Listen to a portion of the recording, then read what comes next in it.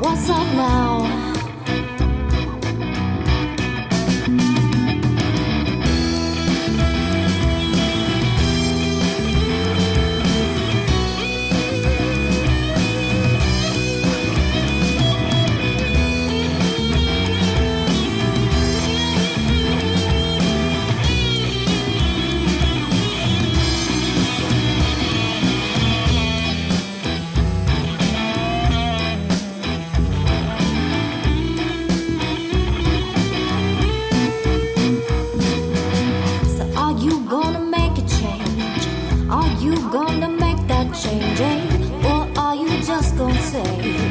It's always been this way. Can you tell me what you gonna do about it? Can you tell me what we gonna do about it? Can you tell me? Can you tell me what we gonna do?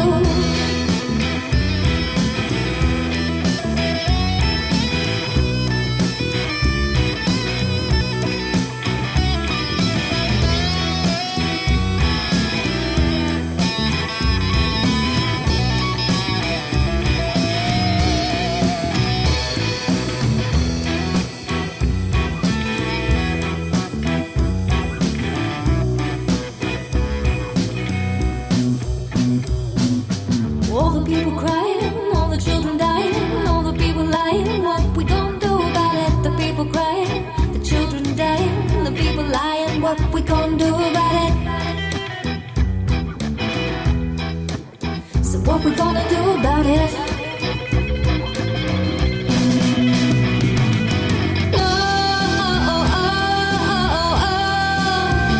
So what we gonna do about it now? What we gonna do about it now?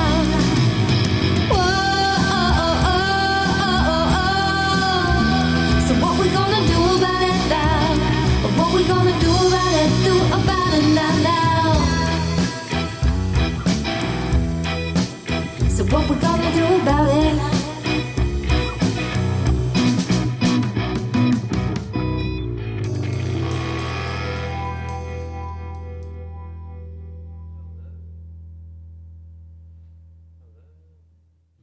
Hello, everybody.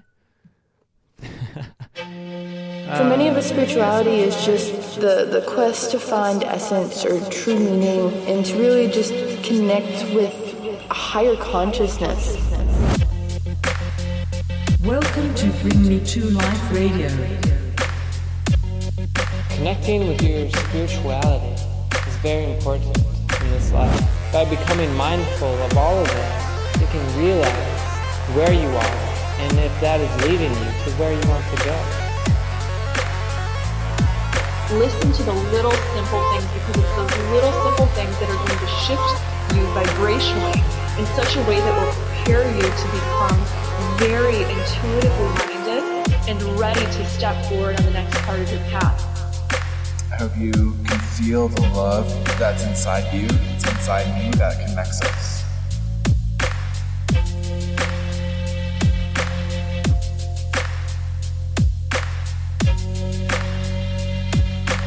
Awakening humanity to spirituality and higher consciousness. Hey there, thank you for tuning in to Bring Me to Life Radio, where we are awakening, all of us, all together, we are awakening, and so we're going to play some really good stuff for you here today, and something, that I really appreciate is that you have tuned in, because just by tuning in, you are taking part in the Great Awakening, as some may call it. I want to give a shout out to Nick Bryce for tuning in, and he actually got a comment in before we could. So congratulations, Nick Bryce. You won our giveaway. We are giving you a love vibe. So vibes and loves to you. Anybody else, if you do tune in and you would like to interact with us, there is a live chat either on our website or by going to Spreaker.com/show/bringme-to-life-radio, and that is the number 2, Bring Me to Life Radio. So this next song that we're going to play is Oblivion by Papadozio.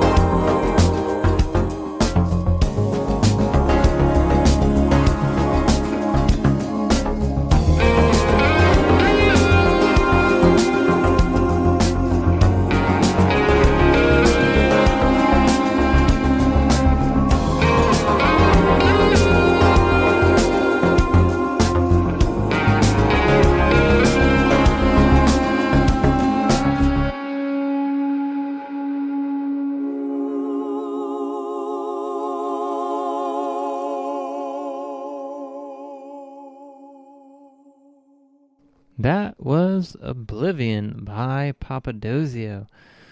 Thanks for tuning in to Bring Me to Life Radio. Coming up now is a show called Under Their Spell, Meditating on Fairy Tales. And in this fairy tale, Sean Kramer is going to be talking about Mother Hall and how we all have some wounds from archetypal people in our lives. And he talks about the healing of those archetypal wounds. So thanks for tuning in. This show is going to be about an hour long, and then once we come back, we're going to just be playing some music, some all kinds of music. We got Mateo Monk, who is amazing, and we did a live interview with him. We are going to have Rising Appalachia. We're going to have Lobo Marino. We're going to have more Papadozio. So stick around and enjoy this show, Mother Hall by Sean Kramer.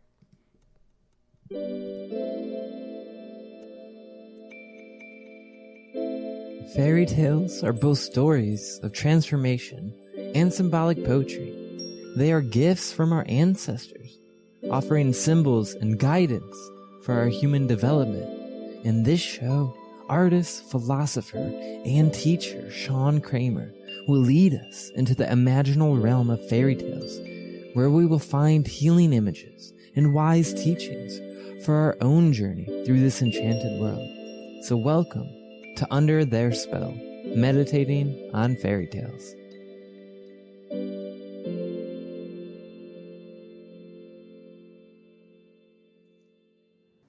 I am Sean Kramer, and this is Under Their Spell, Meditating on Fairy Tales.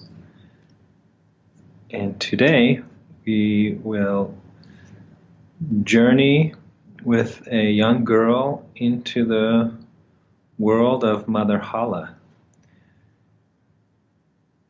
So to begin, let us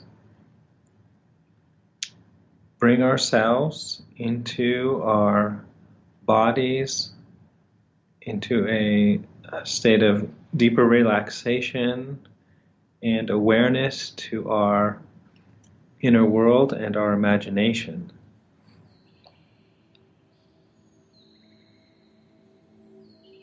So use your breath to bring yourself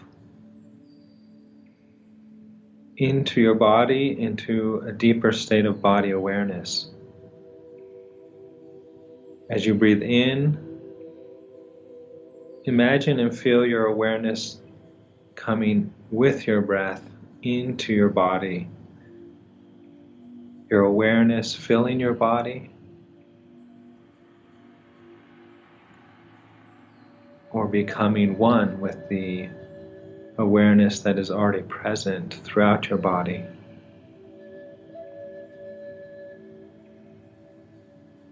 So with each in-breath, come within, and with each out-breath, relax, release tensions, blocks. And with the out-breath, allow a feeling of sinking, falling.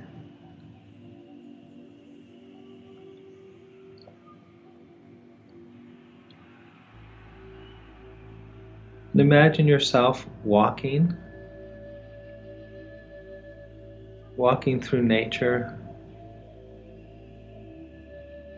And ahead of you, you see a well. Approach the well and look down into it, into the water, the darkness, the watery tunnel of the well into the earth.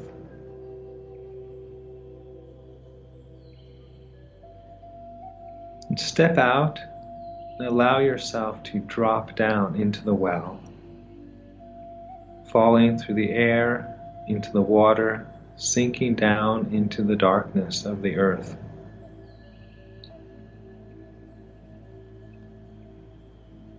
You fall, and then you gently land in a meadow full of beautiful flowers. You stand up, look around. What do you see in this world?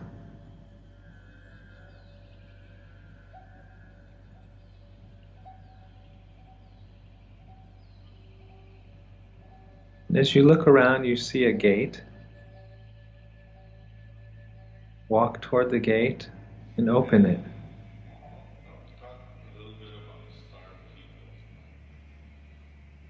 You pass through the gate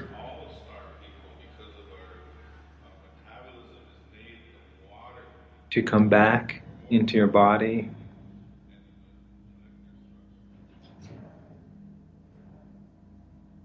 Ready to work with your imagination and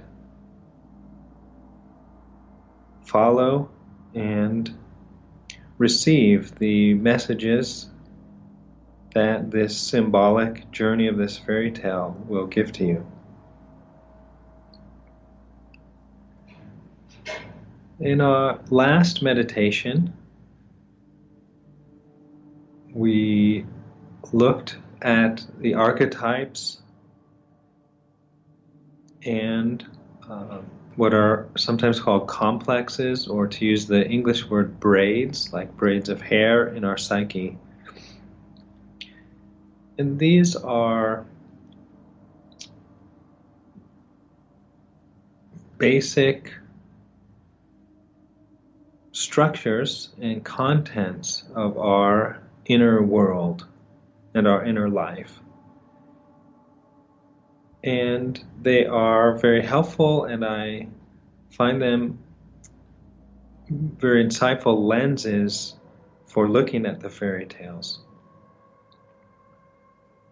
So before we begin the journey of today's fairy tale, let me review or refresh these ideas and insights about the archetypes and complexes. The archetypes are, as we saw, inborn patterns that guide our behavior, our desires, our attractions and aversions in our growth processes. And around these inborn patterns, which we're calling archetypes, our experiences and emotions gather like braids. So, Latin word for braid, complex. So the flowing life of our inner world psychic experience, like strands of hair, gets braided around the archetypes, which are inborn in us. And these become the objects, might say, of our inner world, and are revealed to us through our dreams, individually and collectively through fairy tales and other ways. But so if we want to explore and experience more our own archetypes and complexes, we can do it through just more self-reflection and awareness, and by looking at our own dreams through this lens. And last time we looked especially at the mother archetype, which we will go more deeply into in this fairy tale meditation today. Last time I gave some examples from the natural world, from birds. So to renew this insight, I'll give you another example, and this was something that happened in Africa. Some hunters in Africa killed a giraffe. This was in early 20th century. And it was a mother giraffe, and so she had just given birth to a baby giraffe. So the hunters killed the mother and then discovered this baby giraffe. And the baby giraffe, not having its mother, began to follow around their jeep and try to nurse from the jeep. Its inborn mother archetype, the inborn pattern by which this animal, the baby giraffe, was at this stage of its life so strongly oriented toward finding this mother object, not having its actual mother, attached to, or as ethologists say, imprinted onto the jeep. So it would continue to follow around the jeep and try to nurse from the jeep. The jeep was the closest thing in its experience that it could find onto which to project its mother archetype. And animals, at least many of them, have specific periods in which they are vulnerable to having one or another of the archetypes imprinted. And so that period is called imprint vulnerability. So with the little geese, the goslings that imprinted onto the scientist Konrad Lorenz, he found that it only occurred within the first about 24 hours, and there was a bell curve where they were becoming more susceptible to imprinting, and I think it was around between 13 and 17 hours after birth they were highly susceptible to imprinting whatever they experienced as their mother.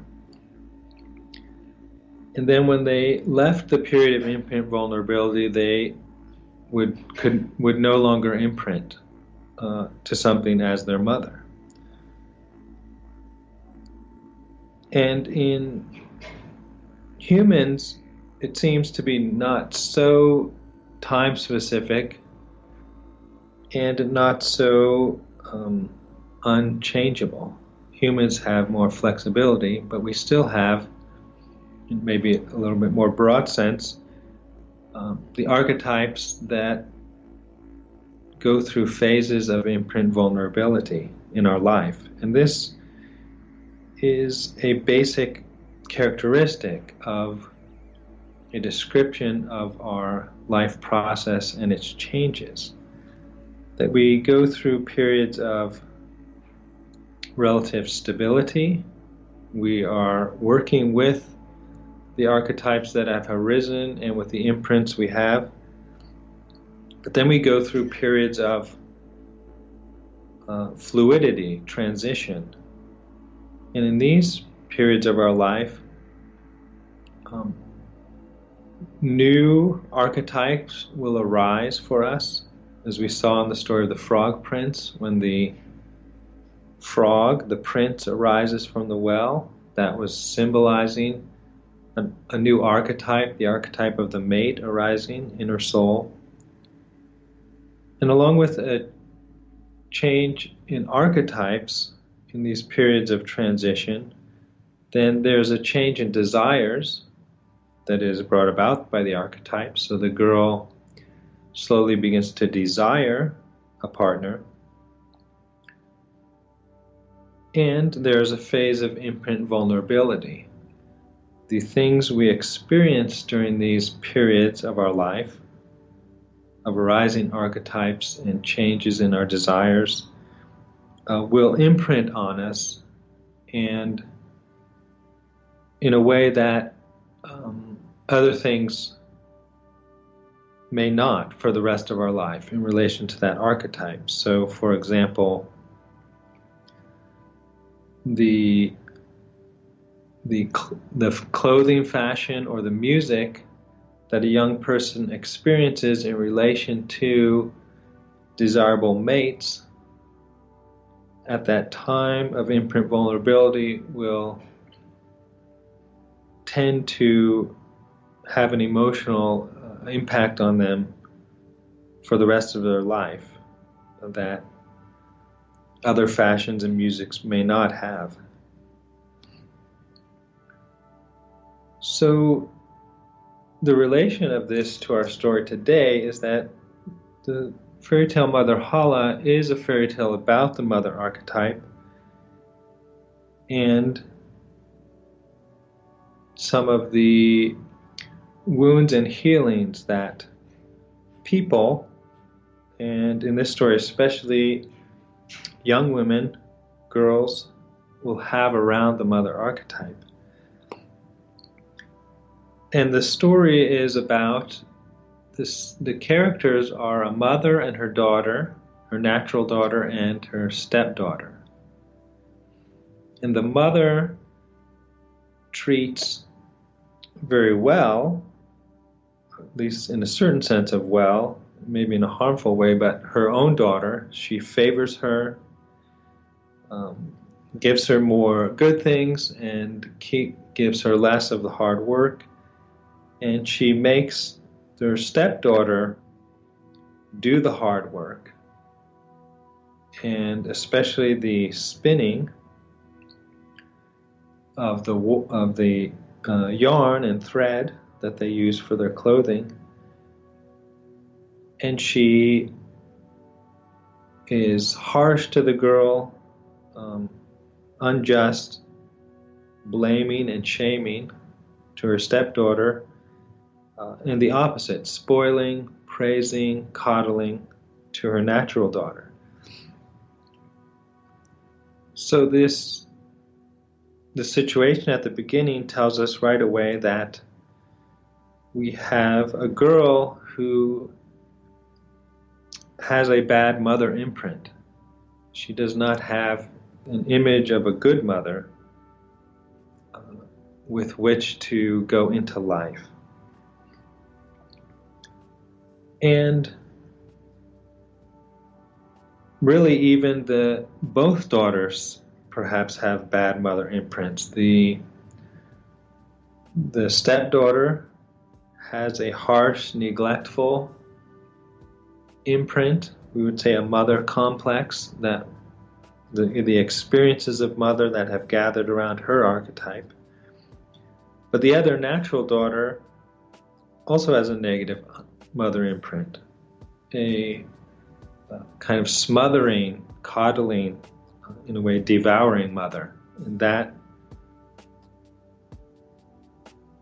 in the story, that seems to be even more harmful to her. So let me tell you, it's a fairly brief fairy tale. So let me tell you the story, the basic imagery and journey, and then we'll come back and go through it more meditatively. So the natural daughter, that has been favored and coddled and given a life of really unfair ease, and the stepdaughter is given the harsh work and pushed so hard that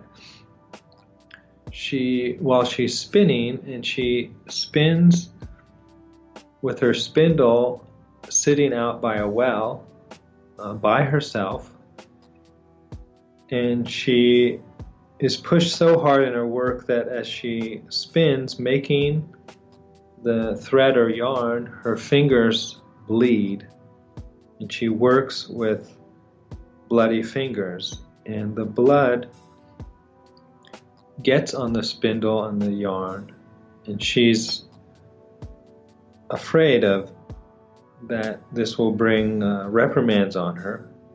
So she reaches down in the well to wash it off, and while she's doing that, she drops the spindle into the well.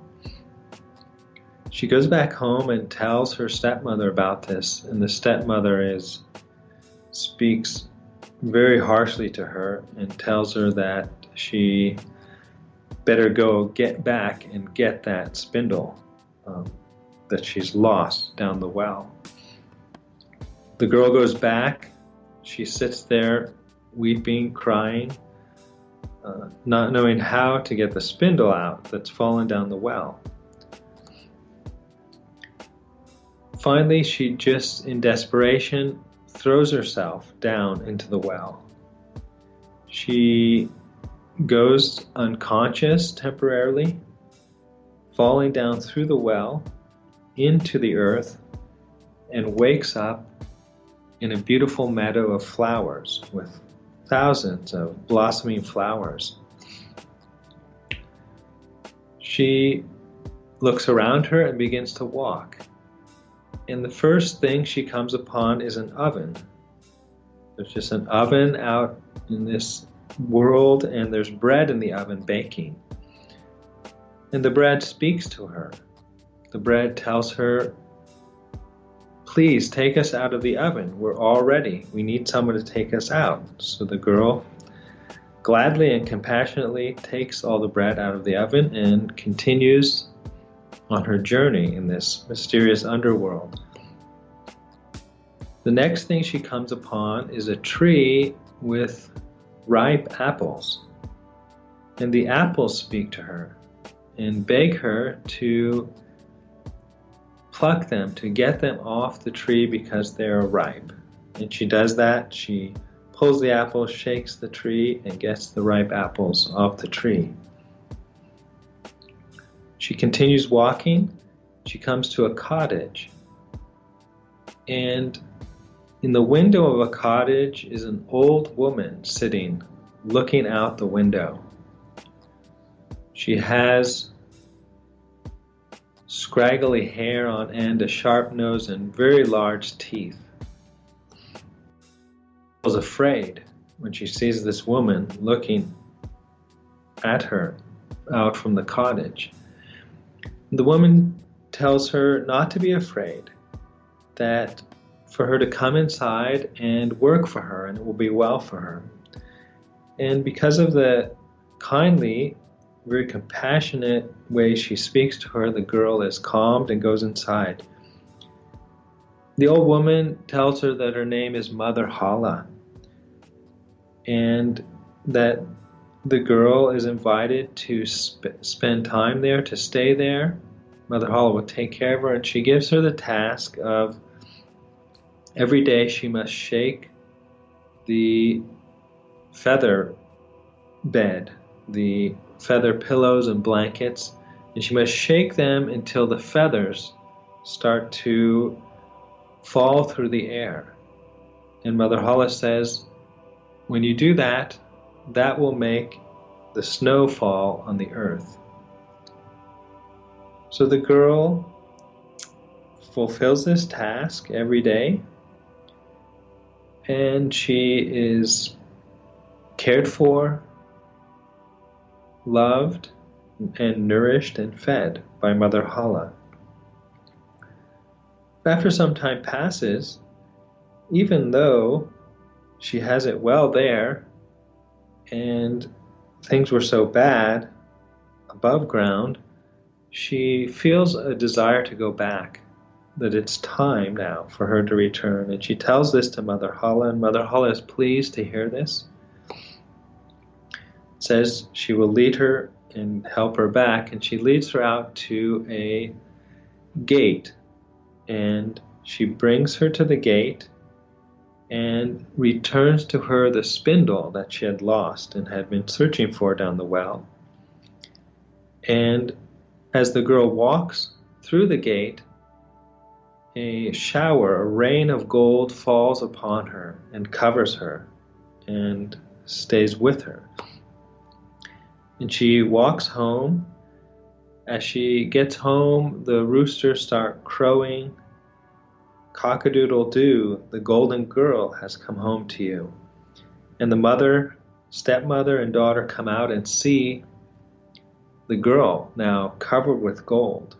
and hear her story, see that she got the spindle back.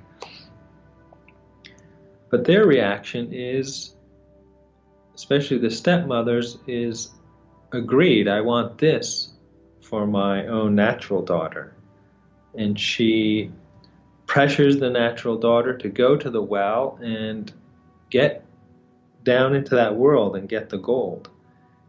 And the natural daughter doesn't work and spin like the other, so she just cuts her finger, pricks it on a thorn to make it bleed, and drops the spindle down and dives in.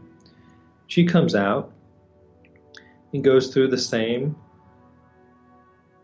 journey, but with her own different response. As she walks through the meadow and comes to the oven, the bread asks her to take them out.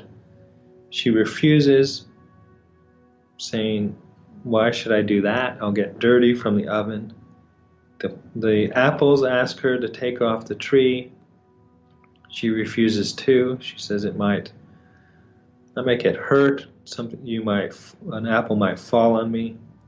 She gets to Mother Hala's house, and she does not feel or express fear at seeing Mother Hala like the first one did.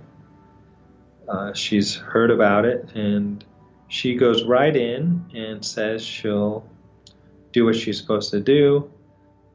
And she does at first shake the feather, but as the days go by, she starts to neglect that work. And she becomes so neglectful that Mother Hala says she's going to send her home, and the girl's actually happy. She's been waiting for this, so now she can get the gold. Mother Hala leads her through the gate, but as she walks through the gate, instead of a shower of gold, a shower of pitch, black tar, falls upon her, and she's covered with this black pitch. And she returns home, and the black pitch is stuck to her, the story tells us, and cannot be removed for the rest of her life.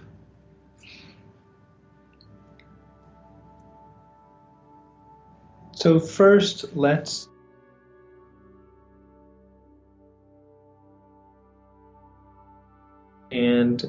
briefly notice some of the similarities with some of our other fairy tales. The story landscape consists of an above-ground realm, an underground world, the world of Mother Hala, and a well that connects them. And she proceeds in the story, the girl, and both girls, from home through the well to the underworld, the realm of Mother Hala, and then they return home.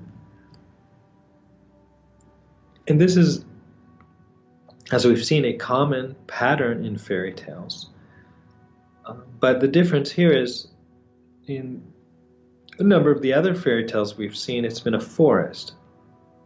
For example, Hansel and Gretel begin at home with their family problems. They go into the forest, and then they return outside the forest.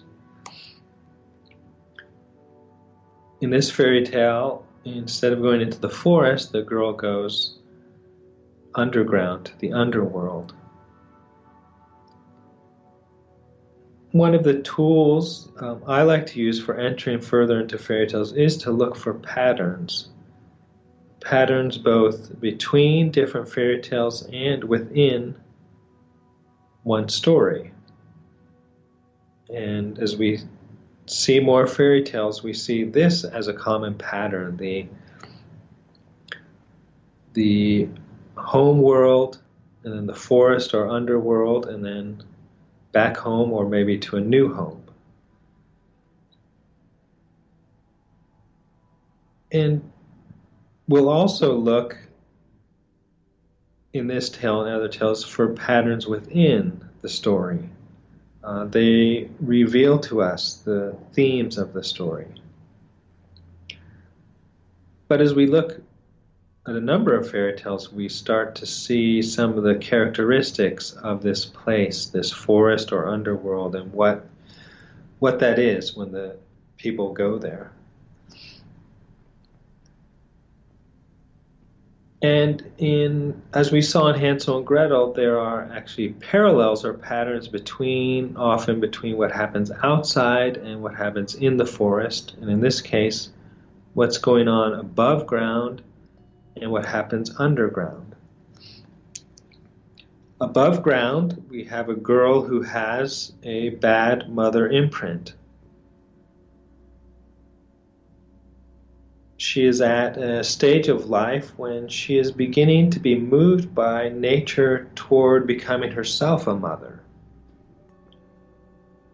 And this is a time when the lack of a good mother or a bad mother imprint can especially begin to cause someone problems. So this girl has a wound or trauma to her mother archetype and is suffering from this as she herself is moving toward becoming a mother. And there are two senses or two kinds of mother archetypes that arise in people. One is common to everyone, which we talked about, the archetype, the pattern that leads us to look in the outer world for a mother object, an object of nourishment and safety. But sometimes we can speak of the mother archetype too as the archetype by which a woman is moved toward becoming a mother, that arises within her to become herself a mother. And this is awakened in an extraordinary way when a woman has a child, has a baby, and patterns of behavior, inborn patterns of behavior between the mother and child, kinds of expression, kinds of sounds, interaction, arise from this mother archetype of becoming a mother. But the mother archetype begins, this becoming a mother archetype begins to arise in a woman even before she actually has a child. And in life and in fairy tales, the mark for this is often menstruation and is symbolized in fairy tales by some form of blood, of drops of blood, that suggests that the girl is beginning to experience this arising of new archetypes in her, the archetype of finding a partner and the archetype of herself becoming a mother. And we have that in this story, that the girl is spinning yarn and bleeding. So she's at a well, spinning, and the spinning is causing her to bleed. And a wound to the archetype, the mother archetype, for a girl will cause difficulty in her movement toward her adult tasks and her expressions of being a woman. And so for anybody, wounds to their mother and father archetypes or harmful things in their mother or father complex become problems, especially when we ourselves are trying to become mothers and fathers, or even generally to become an adult. So when people enter committed relationships, that is often a time when the wounds to the mother and father archetypes surface and manifest, sometimes in troubling ways, in ways that can be surprising and confusing to one's partner and oneself. But this itself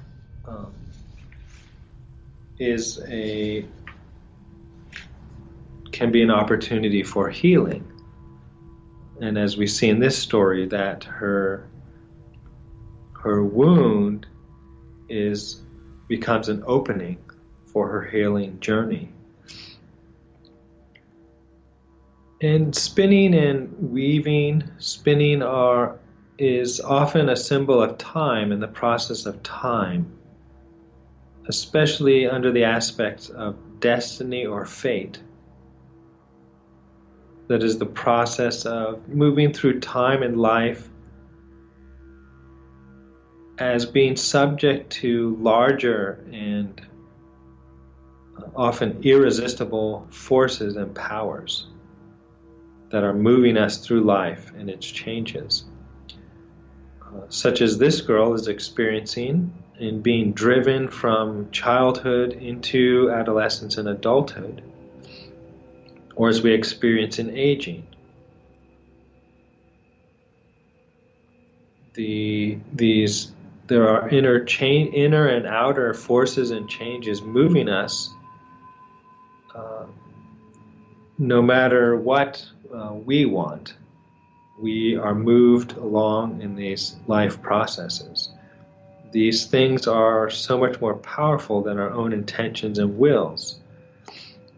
Most humans have not wanted to get old and die. And many children have not wanted to leave childhood and move into adulthood. But no one has ever been able to resist these powers of change and transformation. And if we do try to resist, the more forcefully and violently we feel these things pushing us. So in mythology, there are in different cultures a representation of women spinning who are the fates, who are controlling this destiny. One will spin the thread, one will stretch it out and measure it, and the last will cut it and give it its termination and timing. And that is what this girl is experiencing, and in experiencing it, that her wounds to her archetype are causing her difficulty and suffering.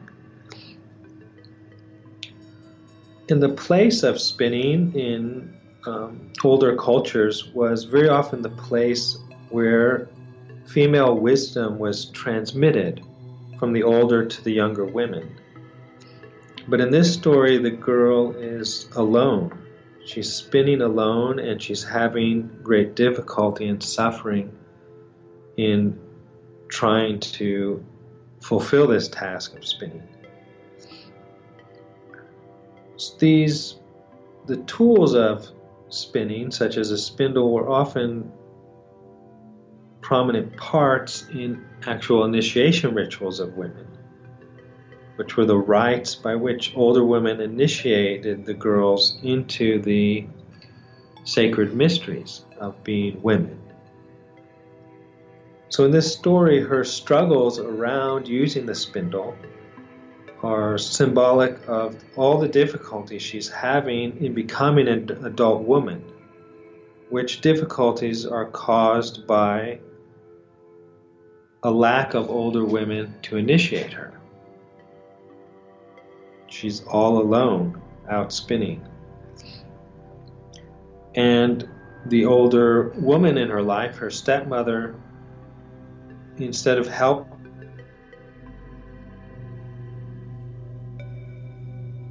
moving forward in her process of life.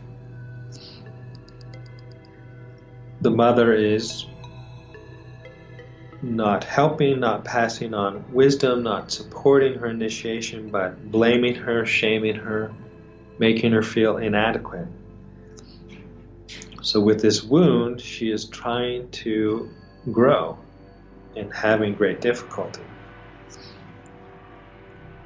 Also, her above ground situation is one of real unfairness and injustice.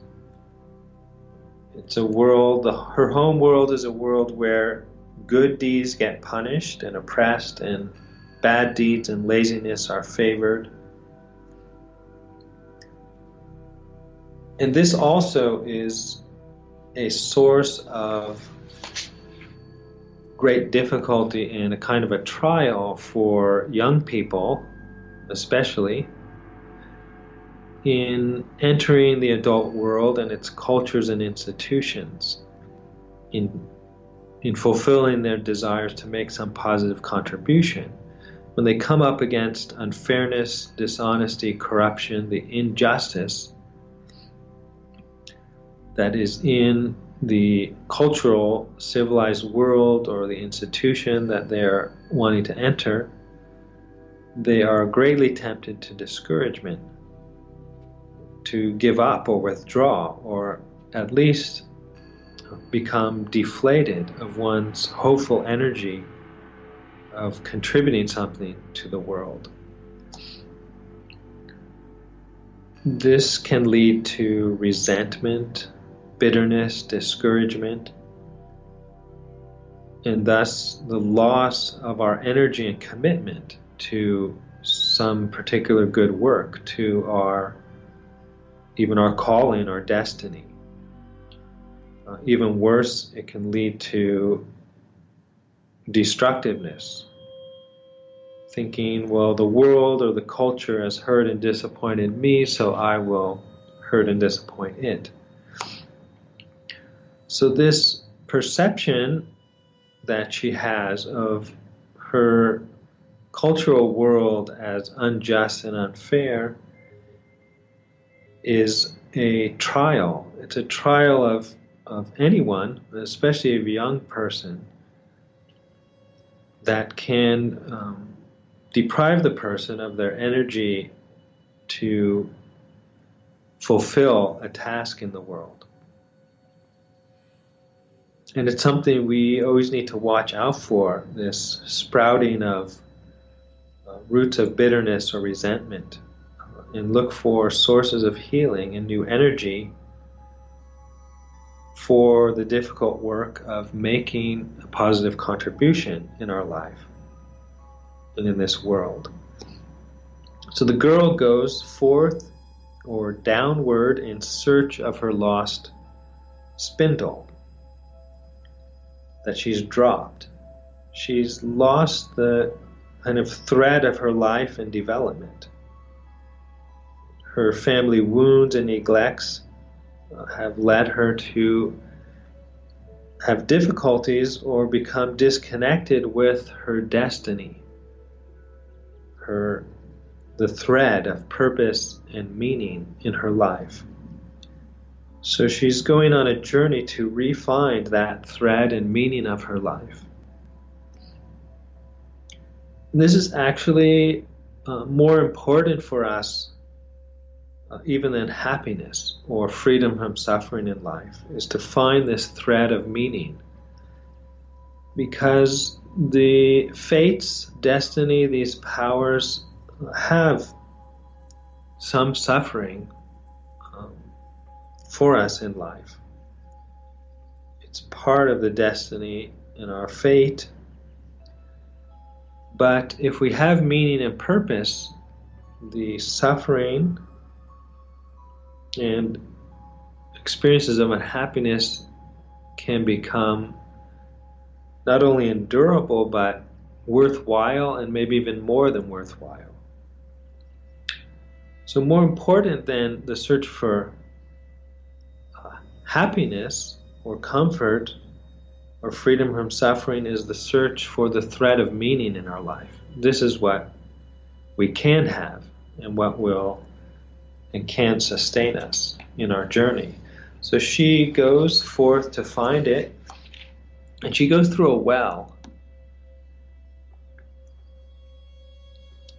And the well is where her blood has dropped in. And so it is a a well, an opening into the earth of water and blood. A very strong image of birth, the birth canal. And it has her blood, her woundedness in it. So the place of difficulty and woundedness for her becomes the door, the portal and passageway for her, the opening toward her healing journey. This is taught in many ways in many traditions, that our woundedness and wounds can become doors and portals for us of transformation, of illumination. The song of Leonard Cohen about the crack in everything, that is where the light gets in. Or in the Bible, there's the verse that says, by his wounds we are healed.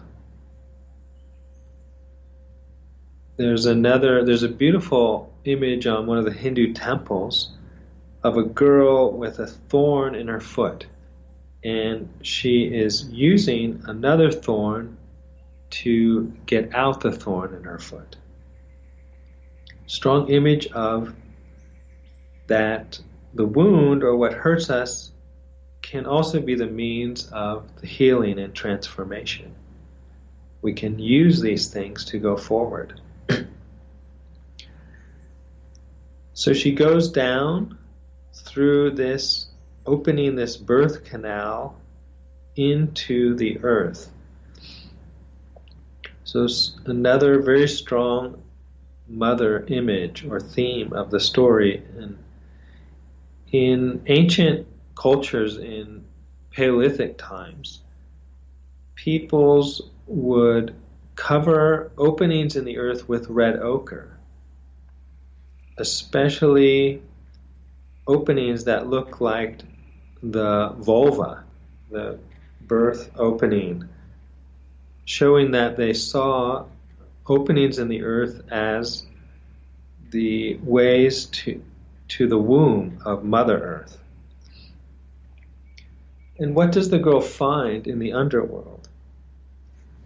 There are 4 things that she comes across in succession in her journey in the underworld: the flowering meadow, the oven baking bread,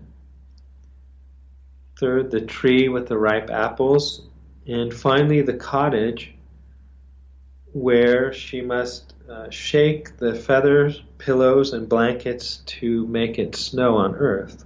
And if we look at them all together, we see they are symbols of the 4 seasons. The flowering meadow is spring, the baking oven is summer, the tree with the ripe fruit ready to fall off is fall, and the cottage where the feathers make it snow is winter. So the fundamental changes, the cycles of change in the natural world, are met, and she passes through them, but it is also the place where she finally comes to the source of these changes in the natural world and in herself, in her own soul, and in this process of life and changing of the archetypes. The source is represented in the story as this old woman called Mother Hala. She's an image of what is moving and from where are originating these changes.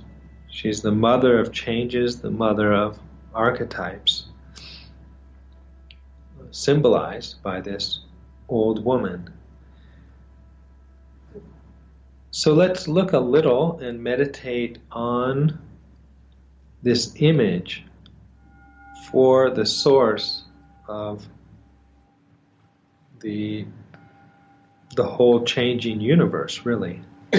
So by saying that in Mother Hala's realm, if you shake the pillows and the feathers fall, it snows on earth, it's a very kind of childlike and playful image of saying, image of the source of life, birth, the cycles, the whole natural world. So who is this Mother Hala? And it's possible in fairy tales to look for external information, and there is a background to Mother Hala historically and culturally.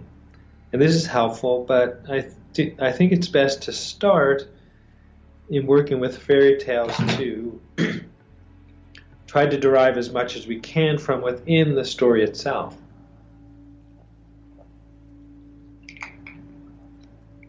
So what does the story tell us about Mother Hala? It tells us that she is a woman and a mother, that she's old, that she makes it snow on the earth. She's the source for the changes of the seasons, the cyclical rhythms of time, of growth and decay. And also that she has very large teeth. In one, I thought, very good version, a German film of Mother Hala. I thought they did very well, except for they left out her large teeth. They just made her a sweet little old grandmother. But the large teeth are very important to her symbolism. And we could say right away that she seems to be an image of nature, Mother Nature, we like to say. And I think that's right, and a good answer as far as it goes. But we could also take it further and ask, why is it so common, and maybe even archetypally, that nature is a mother and a woman? The image and archetype of father has other associations, especially of culture and civilization as opposed to nature.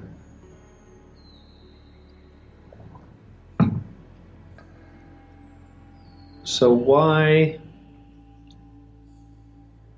is it? What seems to be the basic reason that nature is associated, even archetypally, with woman and mother? Everything in the world of our experience is either one of those two. It's a basic distinction. It's something of nature or something artificial in the broad sense. So if you look around you or are out driving, anything you can observe or point to will fall into one of those two categories. Something of nature or something of art in the very broad sense, man-made. The trees, the birds are natural. The buildings, chairs, tables, computers are artificial. They come about not by nature, but are human-made. And it's very broadly seen that this basic kind of distinction, an archetypal division of the world into nature and art or culture, is symbolically connected with the division of male and female, man and woman, father and mother. And the mother's nature and the father is culture, art, civilization. This is a symbolic connection, of course, because both men and women are natural, male and female, and both men and women, humans, make art, pass on, transmit culture. But there is a strong symbolic and archetypal association. And what is the basic reason for this? And the basic reason, and in other fairy tales we'll unfold this further, is that natural things are born. That's what the word nature means, like natal, postnatal. It refers to birth. And people in many languages have used the word for birth to extend to the whole natural world. The natural world is the world of birth, things that are born, that give birth. The artificial world is the world that is not born, but is made. And what is the difference? Aristotle says if a chair was natural by nature, the form of the chair, not by art, if we planted a chair would come forth. Chairs would give birth to chairs. Whereas the form of the chair, the shape, comes from outside, is imposed from an outer cause, from an external source, an agent, so an artist or carpenter. But the form of natural things like a tree comes from within. From inside, it grows from within itself. That's the basic difference between the natural and artificial. The natural forms proceed from within, from an inner source, whereas the forms of the artificial man-made world are imposed from an external source. So we see then the association. Why the association of male and female? Well, the fertilization occurs within the body of the female, but outside the body of the male. And the baby grows and proceeds forth from within the body of the mother, but that is happening outside the body of the male. So the nature, being an inner source of growth, then is more associated with the woman, the mother, in whom the fertilization and growth and birth proceed from within. Whereas the artificial world, which is the world where forms are imposed from the outside, from an outer agent, is in the likeness of the male who imposes the seed into the woman from the outside, as in that sense connected with art. And I think that's a key to a lot of things. We'll use it and apply it as we go along. But that helps us see this image of Mother Hala as Mother Nature. And her large teeth are an image of that she's not only life-giving, but she is the source of death too. Everything has its time. So the girl, to and sum up and conclude in this story, the girl is being healed in her archetypal mother wound by going deep into the source of the archetypes. The source, which we call nature with a capital N, this mysterious source of the changes that she herself is going through and struggling with. And this source has a power of healing for her. And gives her an awareness that what she's going through and the task in life that she is going to accomplish and is called to accomplish, for her, in her case as a woman, have a deep connection with something much greater, with nature itself, with the mysterious source of the unfolding of the whole universe.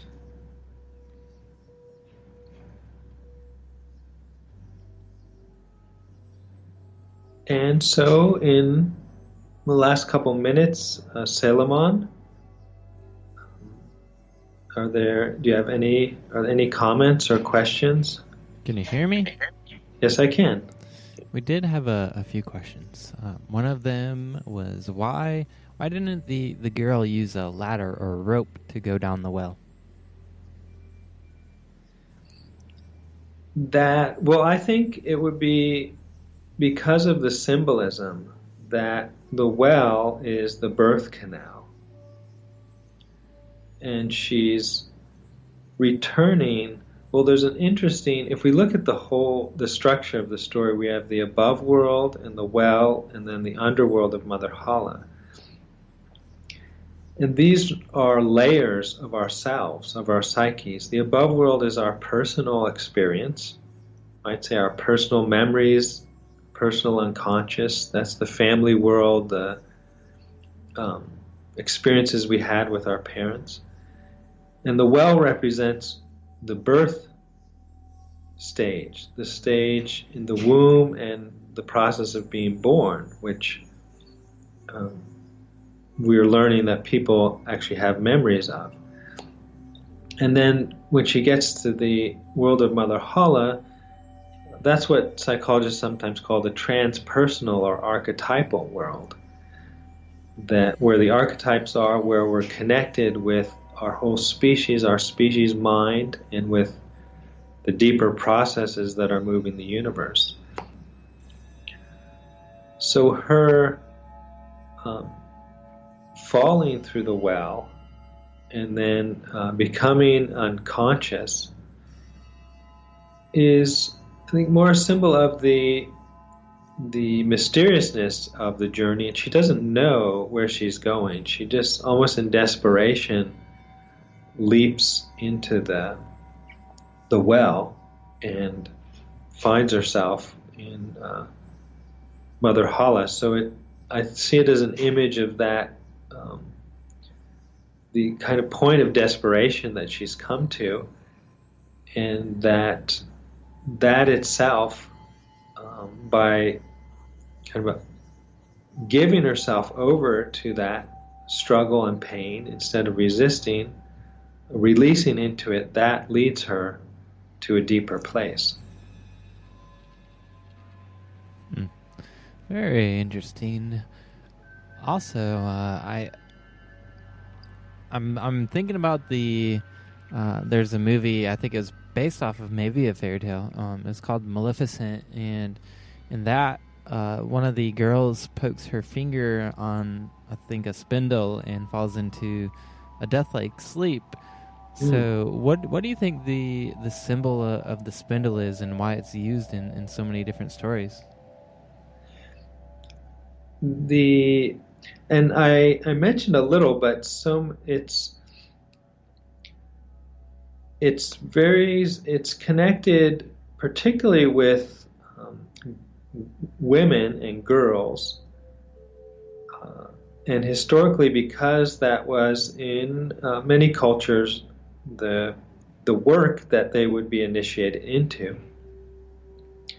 And because around that work is where they would tell stories and transmit their wisdom and culture.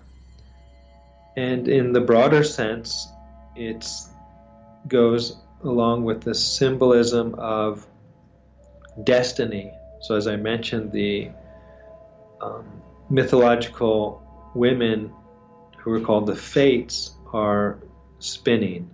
They're spinning out the stories and destinies of our lives. So when there's a moment when someone is encountering some significant moment in their personal destiny,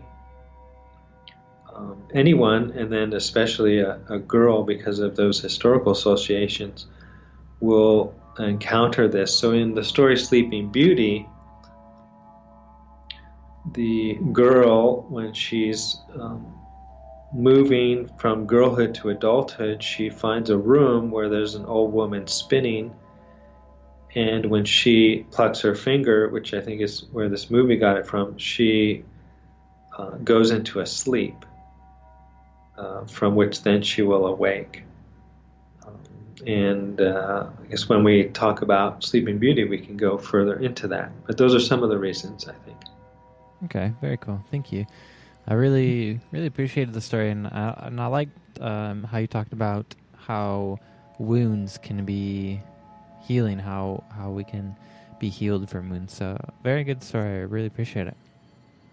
Oh, you're very welcome. Yeah, that's a hopeful thing, and it's interesting that it's found that teaching is kind of passed on to us from many wisdom traditions to kind of open us up to that possibility. Shall we finish with a little meditation? Yeah, I think that would be great. Okay.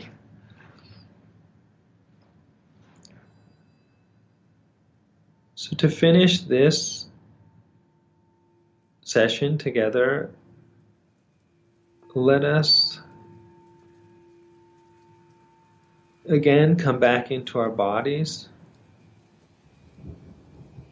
And now with this further understanding that this inner world and source of archetypes is actually contained in our bodies and is passed on to us in our bodies, in our cells. These bodies that we have are actually, as we're discovering, about 14 billion years old. And the cells, molecules, atoms contain that history, that story, that information.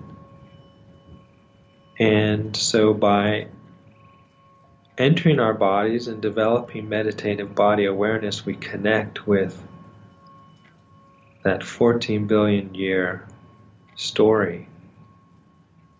So let your awareness move from the top of your head down through your head, like you might experience it as a warmth or energy, down your neck and shoulders, your arms, rib cage, your pelvis, and then down your legs to your feet, and then up again. Let it go, that warmth and awareness, go up and down your body, connecting with and reawakening that incredible, mysterious life, energy, story, and memory that you have in your body that goes back so many billions of years and contains wisdom and healing for you in your life.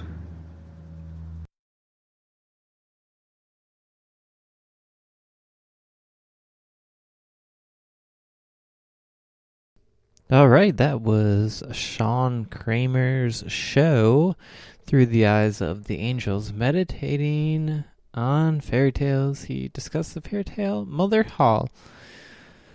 So, thank you. Sean Kramer is live every third Friday. So if you ended up enjoying this show, I would encourage you to tune in live, where you will be able to send us some questions and maybe even call in one day. So go ahead and do that if you would, please. Thank you very much. You are listening to Bring Me to Life Radio.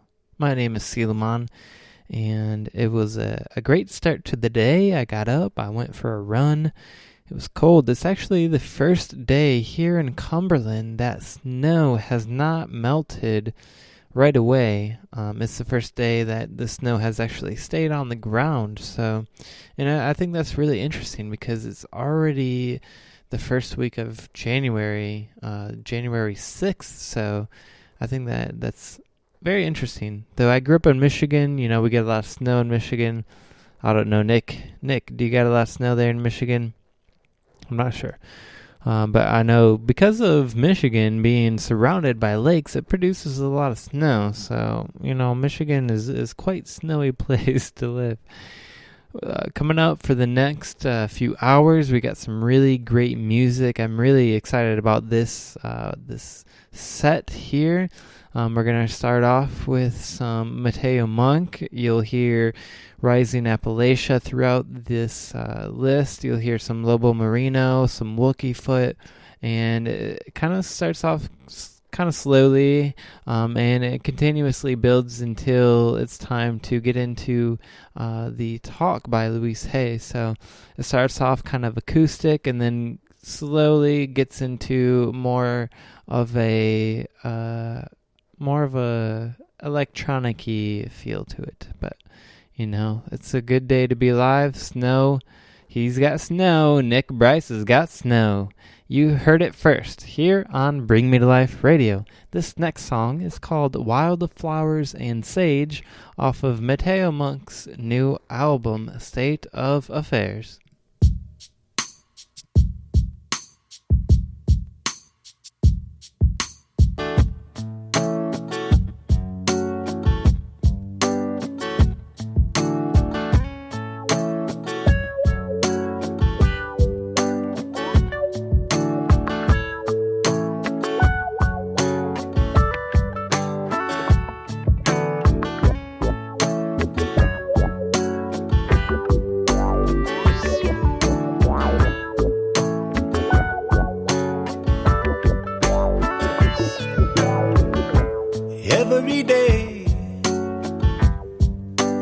Tragedy in the news, it makes me say, Lord, the world has really got the blues. It's enough to drive you crazy.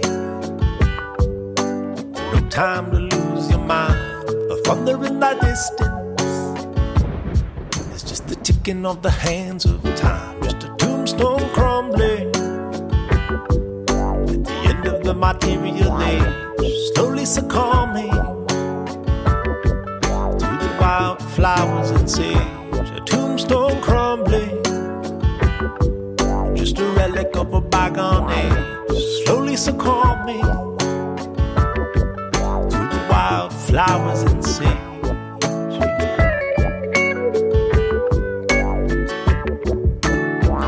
I felt like an outlaw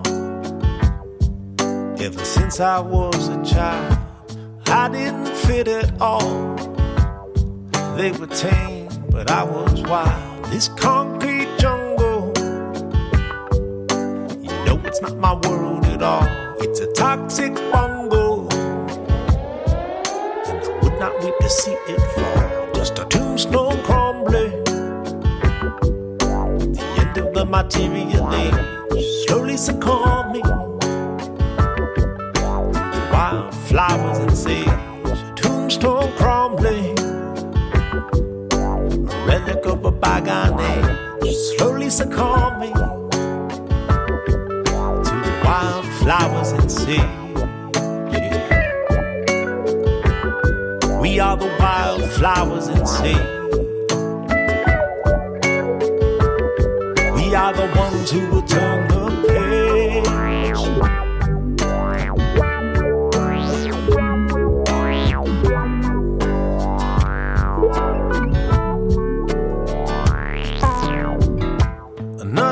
Crack for a seed to find its way to the sun. Just step back. It's okay to still have fun. If this world is a prison, we are the flowers growing through the bars. Cause we never listened when the said we couldn't reach the stars, just a tombstone crumbling at the end of the material age, slowly succumbing to the wildflowers and sage. A tombstone crumbling, just a relic of a bygone age, slowly succumbing to the wildflowers and sage.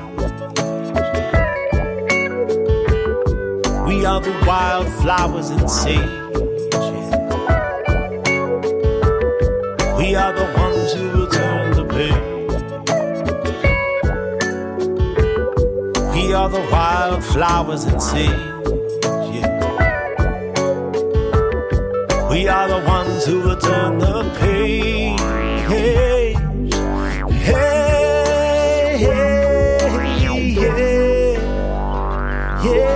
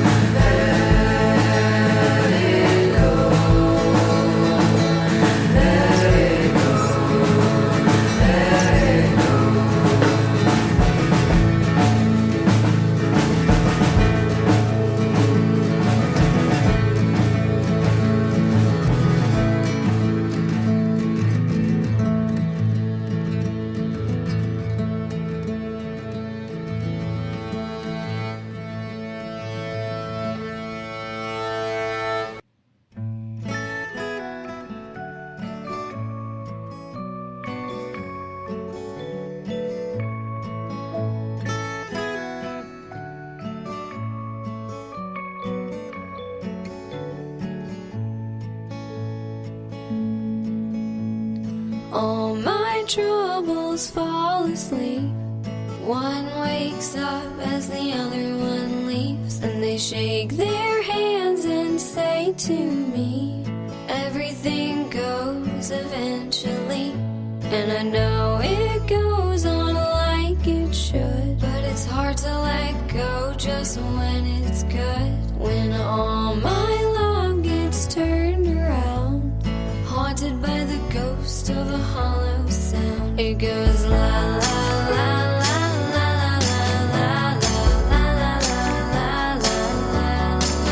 It goes la la la la la la la la la la la.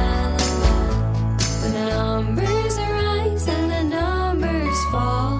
One gets lonely, but two stands tall, and they stick together for the company. But good things only come in three. All my troubles, they've gone down. Heavy is the head that wears the crown, and your feet fall hard when they hit the ground, haunted by the ghost of a hollow sound. It goes la la la la la la la la la la la. It goes la la la la la la la la la.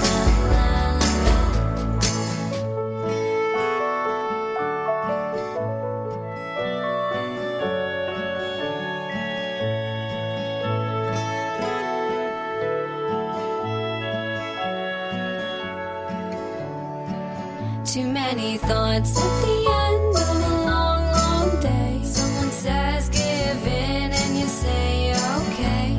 Every night you turn with your hands, you pray that a light goes on to show you the way. All my troubles fall asleep. One wakes up as the other one leaves, and they shake their hands and say to me, everything goes eventually. It goes la la la la la la la la la la la la la. It goes la la la la la la la la la la. It goes la la la la la la la la. It goes la la la la la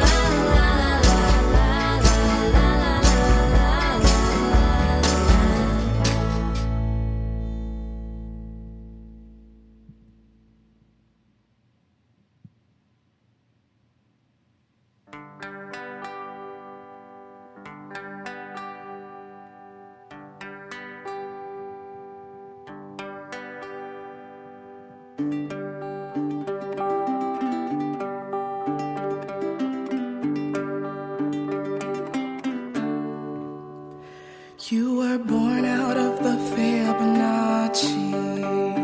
The whole earth spirals beneath your feet. You are the centripetal force that guards your dreams. You are the volcanic stream of conscious reality. So just keep twinkling and twinkling like little stars. One day you'll realize how powerful you are, and then you'll rise above the world so high and become a constellation of diamonds in the lunar sky.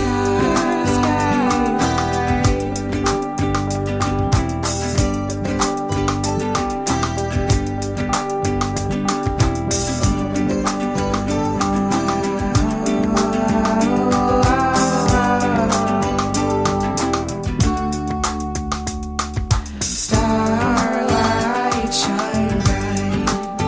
You are a keeper of the rising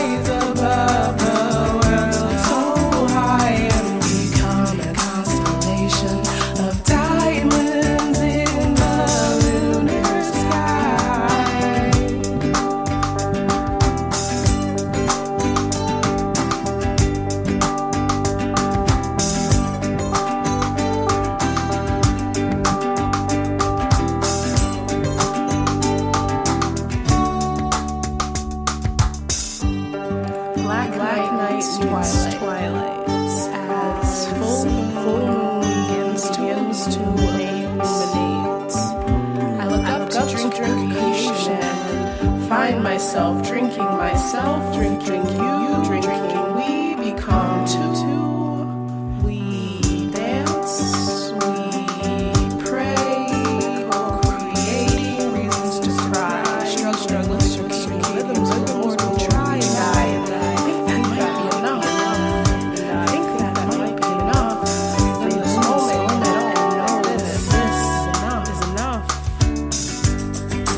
Black night meets twilight as full moon begins to illuminate. I'm trying to co-create. The universe is ours to fabricate. Twinkle, twinkle, little star, how I wonder what you are. Above the world so high, like a diamond in the lunar sky.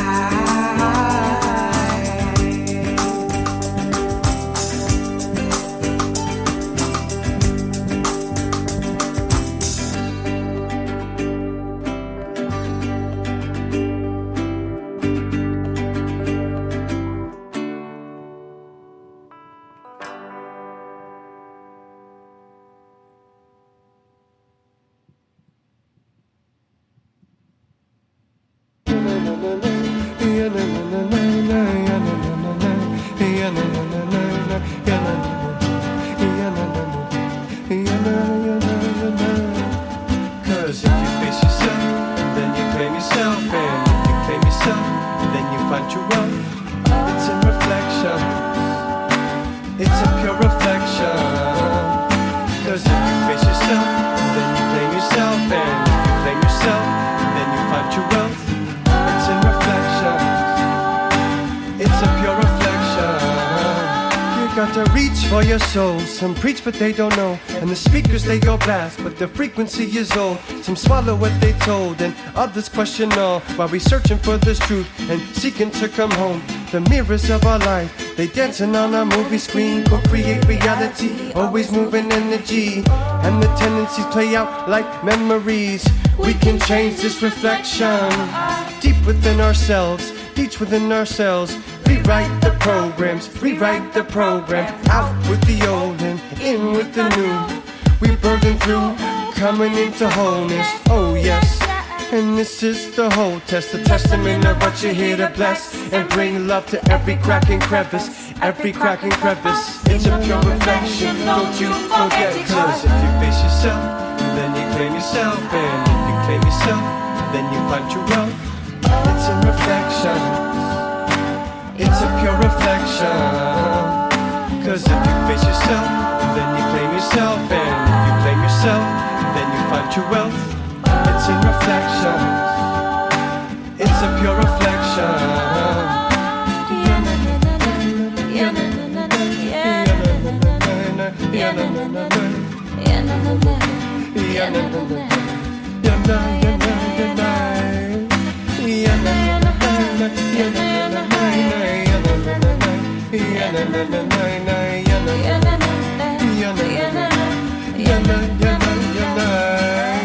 Now open up your eyes, my child. All you see is loving you wildly. Freely it gives, freely to you, freely revives the life in you. Face yourself, I'll remind you of your beauty. Claim yourself, the innocence that you'll see.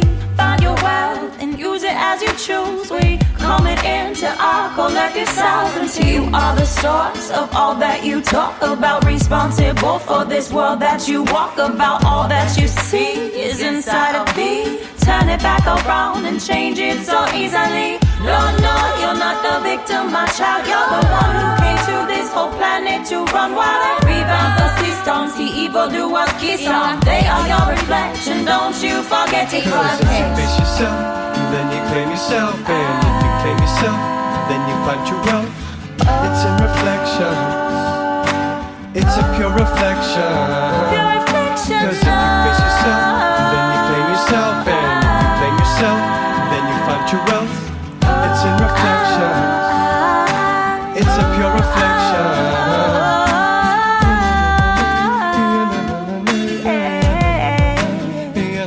It's a pure reflection of our beauty. It's a pure reflection of all you see. It's a pure reflection, baby, lovely, like you, baby, like me. We all say, cause we did this and we love it this way. It's a pure reflection of our beauty. It's a pure reflection of all you see. It's a pure reflection, baby, lovely, like you, baby, like me.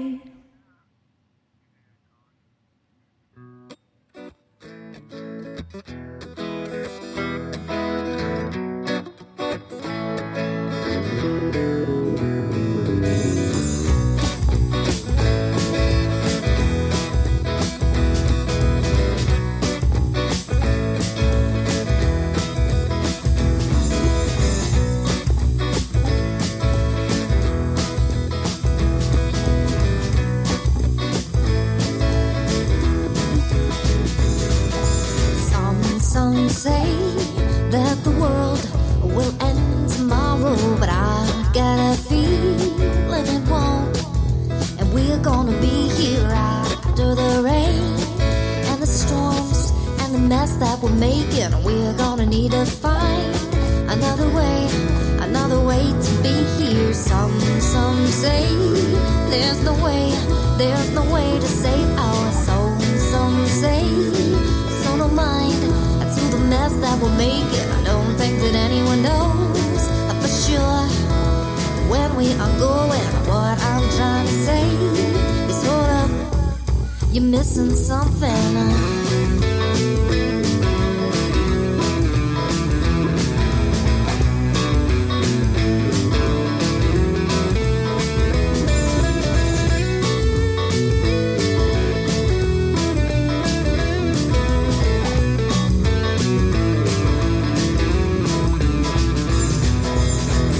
Some say that the way that they are going's the only way to go.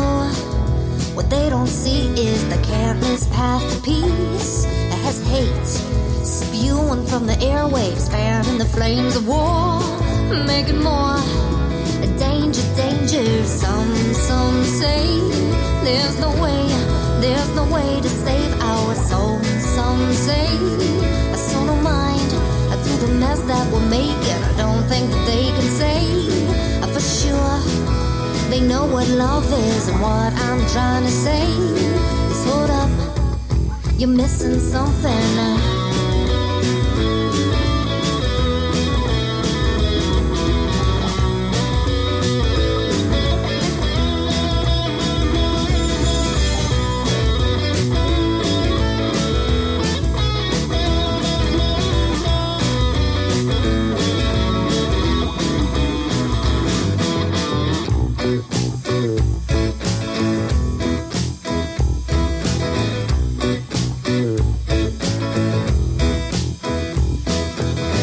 They would stop to think about what it really means to love your brother, and about what it really means to honor your mother.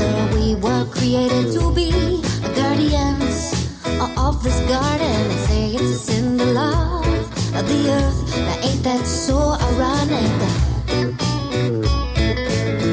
Oh, so ironic.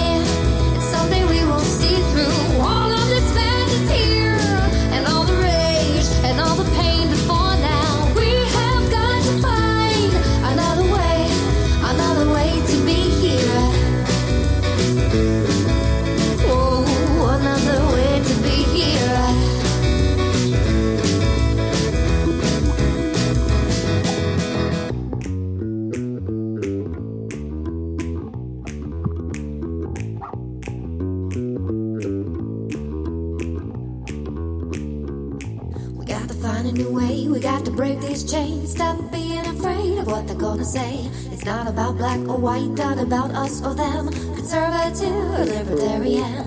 It's about love or hate, it's about war or peace. Wanna be in chains or do you wanna be free? I bet they don't wanna hear that hate is rooted in fear, about the fact that love is what brought us here.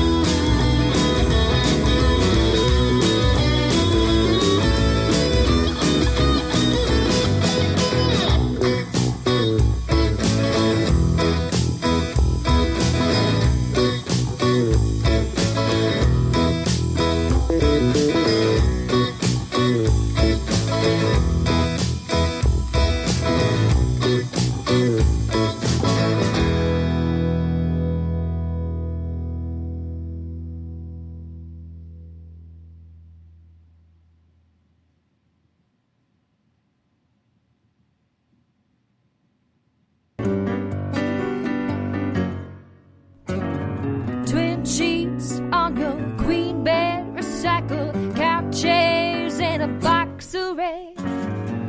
Basement dwellers when your caravans go wrong. All I need is your word to belong. The drain's clogged up with your beard again. Summer's here, my dimpled friend, and I wanna live like gypsies. I'm not the only one living life so simple, dancing for free under the sun. So making in your garden shed when our homesteading is left for dead. You build a fire with flint and steel, pray to God to know what's real. Parade of ruins pass me by, to church and a faint smile, blinded by Mammon's light. Darkness scoffs and the black flies, and I wanna live like gypsies. I'm not the only one living life so simple, dancing for free under the sun. And I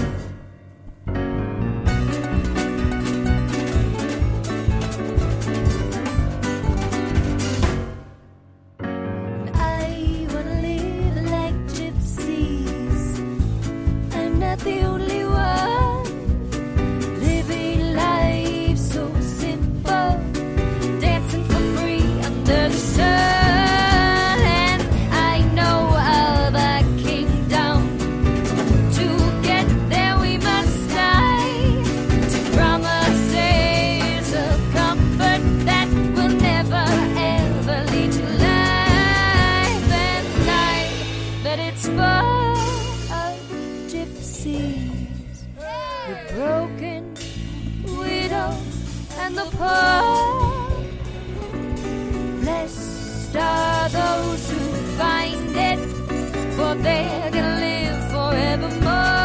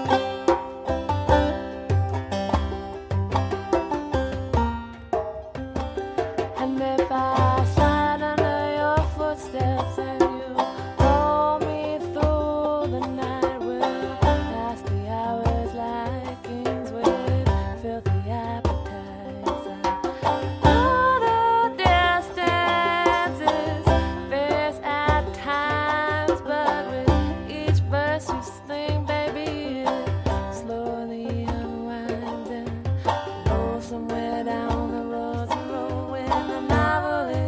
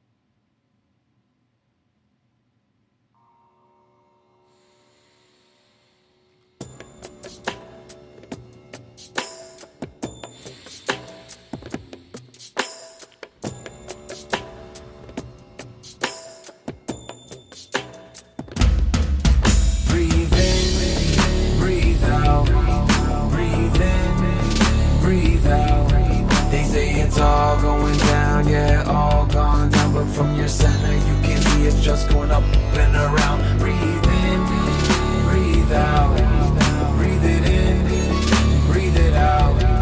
Feel the breath within the breath, take it in and take it down underground. Feel the rhythm slowing down to the speed of sound. Worry will not take away your trouble tomorrow, only take away your peace today. Worry will not take away your pain, your sorrow. Bring it back to the breath and it can all melt away. Give in, give out. Give in, give out. No longer looking outward for what lies inside. Don't need to ever cut or sever what can be untied. How in the world does it change? How in the world does it change? The answer always seems to be the same. The answer always seems to be the same. Don't hold your breath.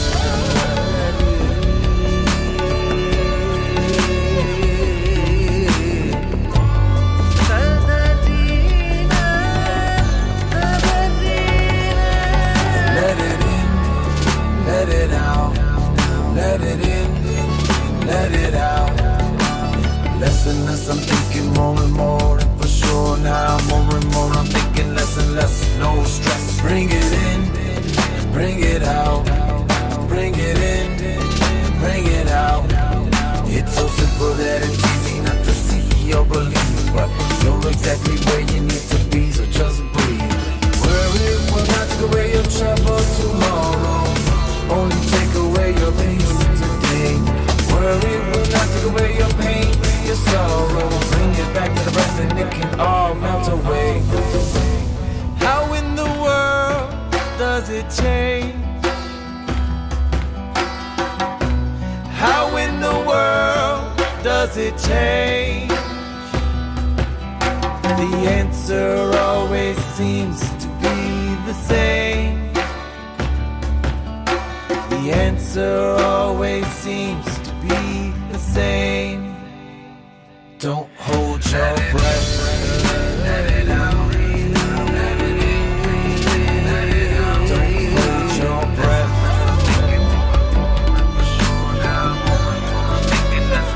Don't hold your breath. Let it out. Let it in. Let it out. Don't hold your breath.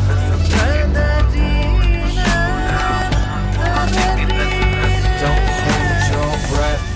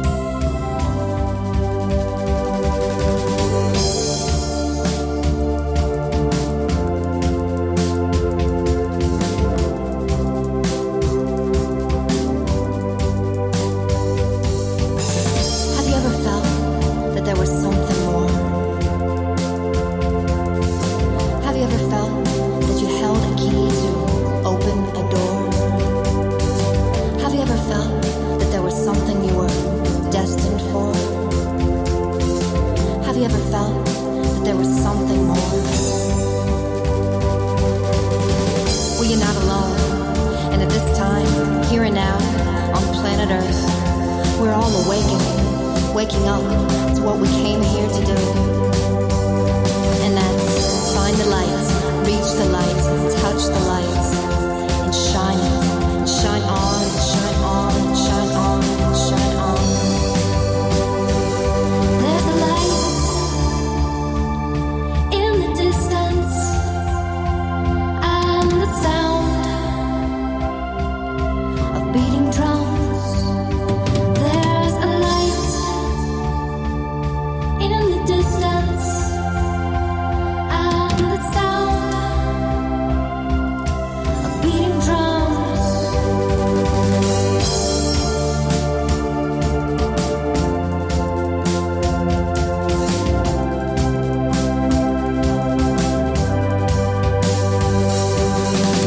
We all grab hands and we, thirsty, we run to the river and we drop to our knees and we drink of the joy of life and we pass it on. Yes, we pass it on. Yes, we pass it on and on and on and on. What we came here for, that's what we came here to do. That's what we came here for. What we came here to do. That's what we came here for. What we came here to do. That's what we came here for. What we came here to do. Find the lights, reach the lights, touch the lights, and shine it, and shine on, and shine on, and shine on, and shine on.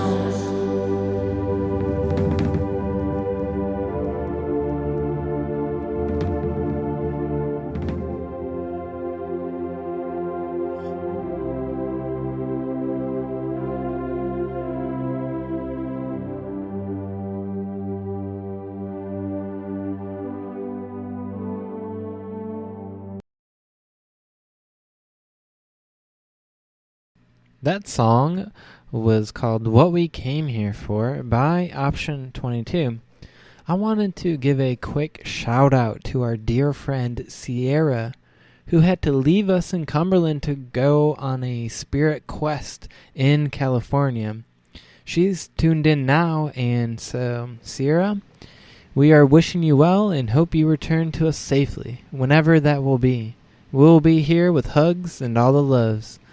This next song is The Celestial, featuring Space Dragon by Cosmic Village.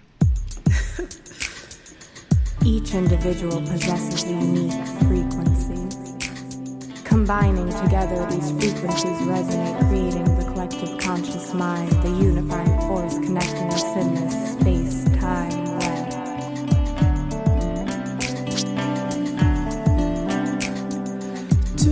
Drop on a leaf, gravity beneath, universe in the sky is on my mind. Distant ray of light, spiraling through the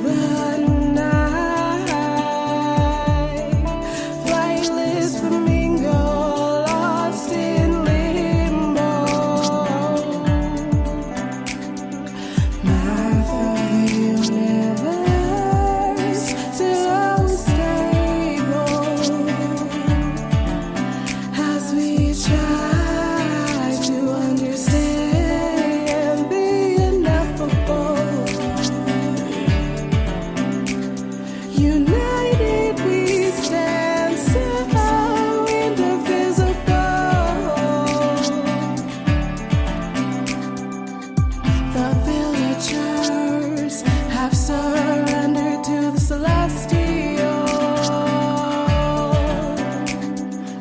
DNA's the cosmic guidance, bearing witness to mysteries of the plant, animal, and mushroom kingdom on this planet. They interact like artificial circuits programmed by your circuits with computers that are endless. That I mention I'm a wizard. All of this is magic. And space is laughing into atoms as they manifest. Some are born to a sensible life, and some are born to the end of the night. I am the infinite spectrum of life, and we still getting reckless tonight. This is the conquest of galactic streams of consciousness, trying to build a village out of it. Find the rhythm that we spawning in, and ride the river back to cosmic bliss. And we forget that it's all the gift. Horizon goes on and on.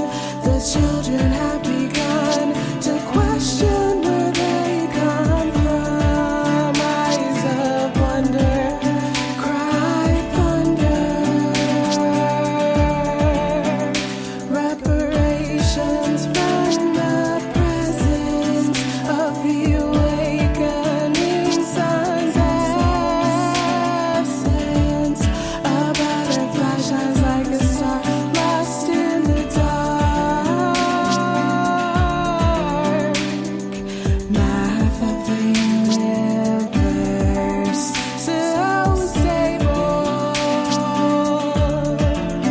as we try to understand the ineffable. United we stand so indivisible. The villagers have surrendered to the celestial. The villagers have surrendered to the celestial.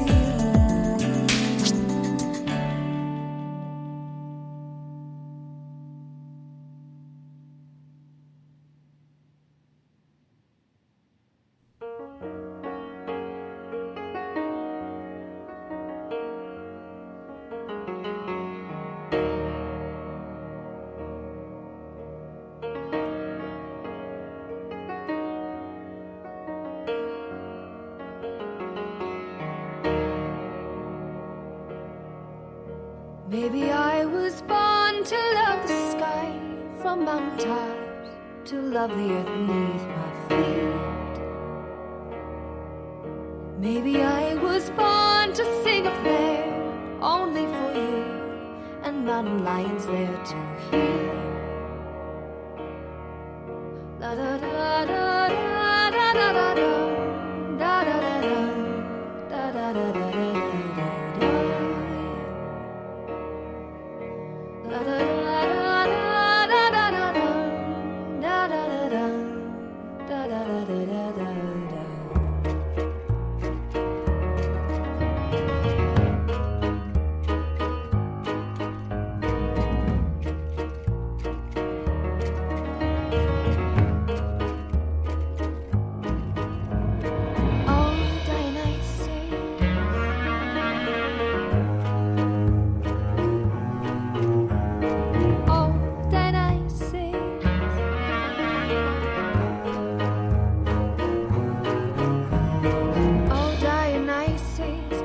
That you were faintly calling out to me.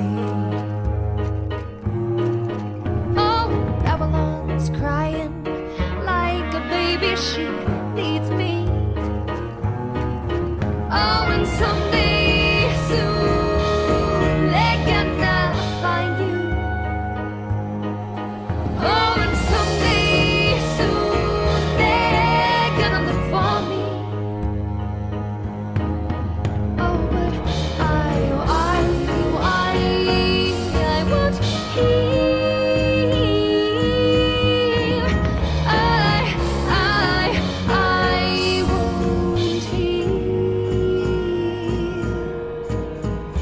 Dionysus.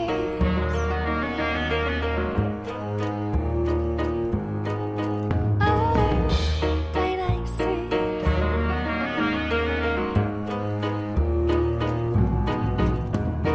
Oh, Dionysus, darkness was the only friend in your dichotomy. Oh, Babylon's thriving reminds me she doesn't need me.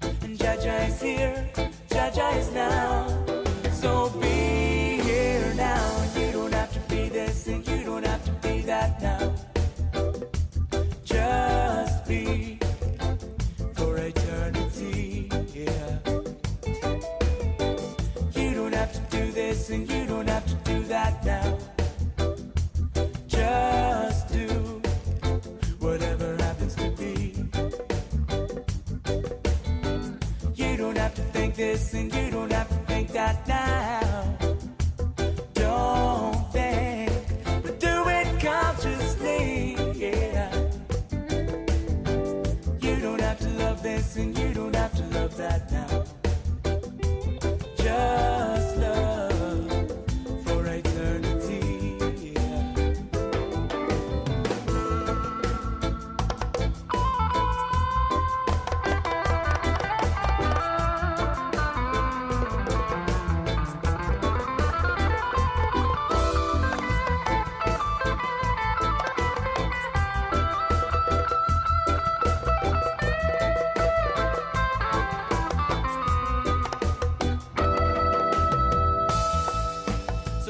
up your consciousness.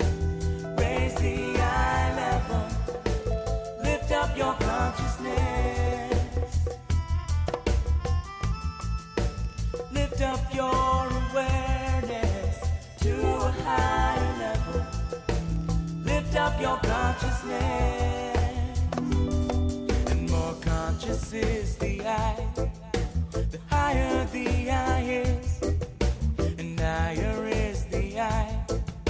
The closer is the eye to Jah, and more conscious is the eye. The higher the eye is, and higher is the eye.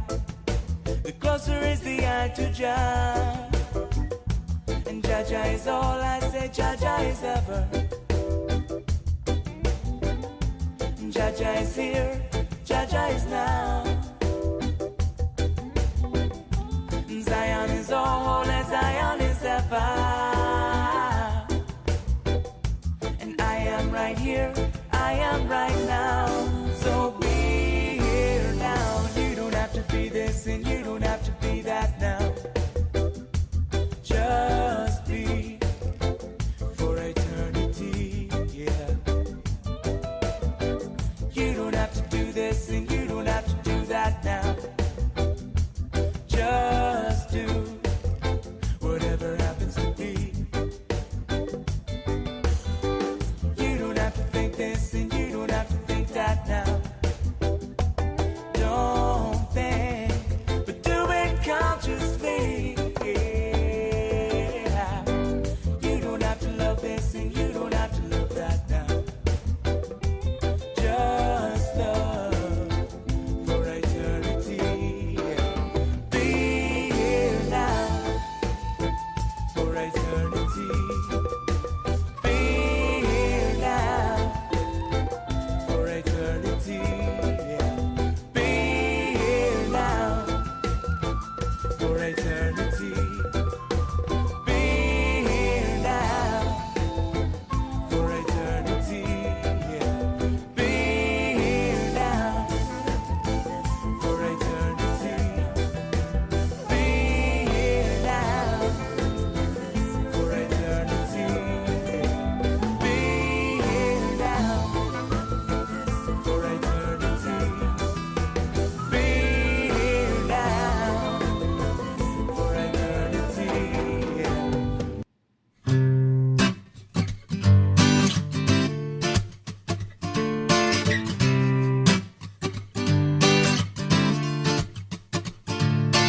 Not again.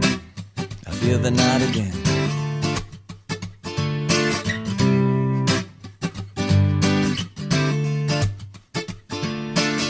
I feel the night again. I gotta make it stop again. I really wish we could just take it back to the top again. Spiral like a chromosome, throwing every sticky stone.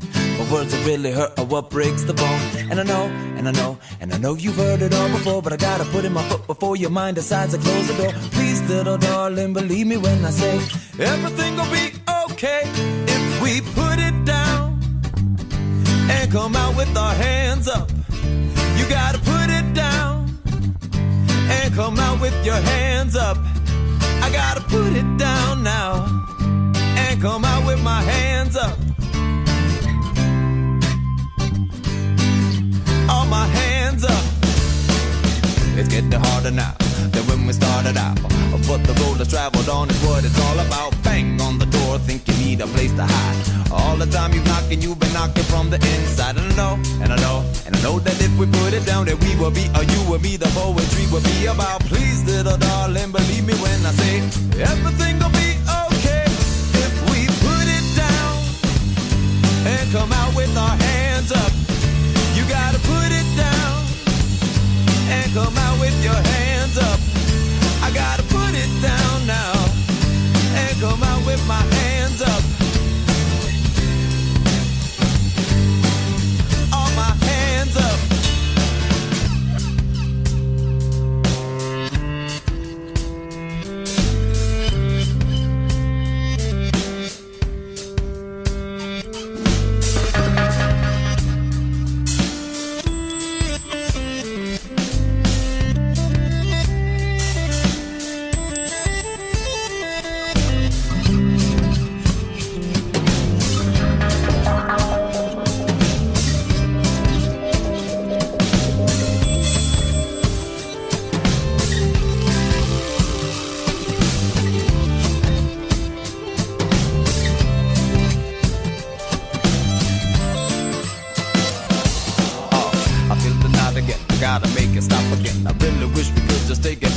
the top again, spiral like a chromosome, throwing every sickest stone.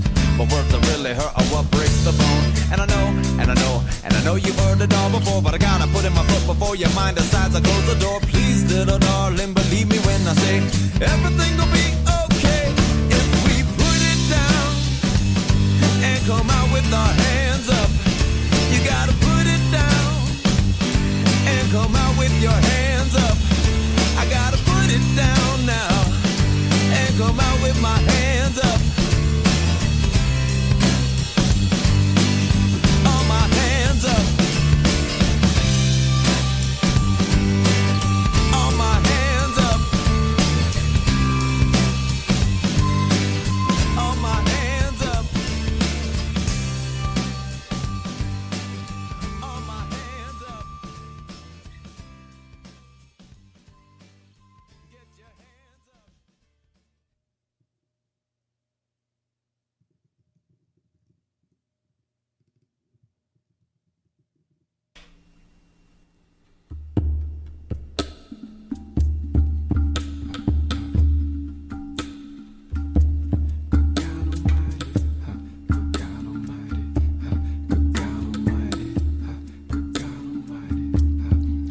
I'm finally focused.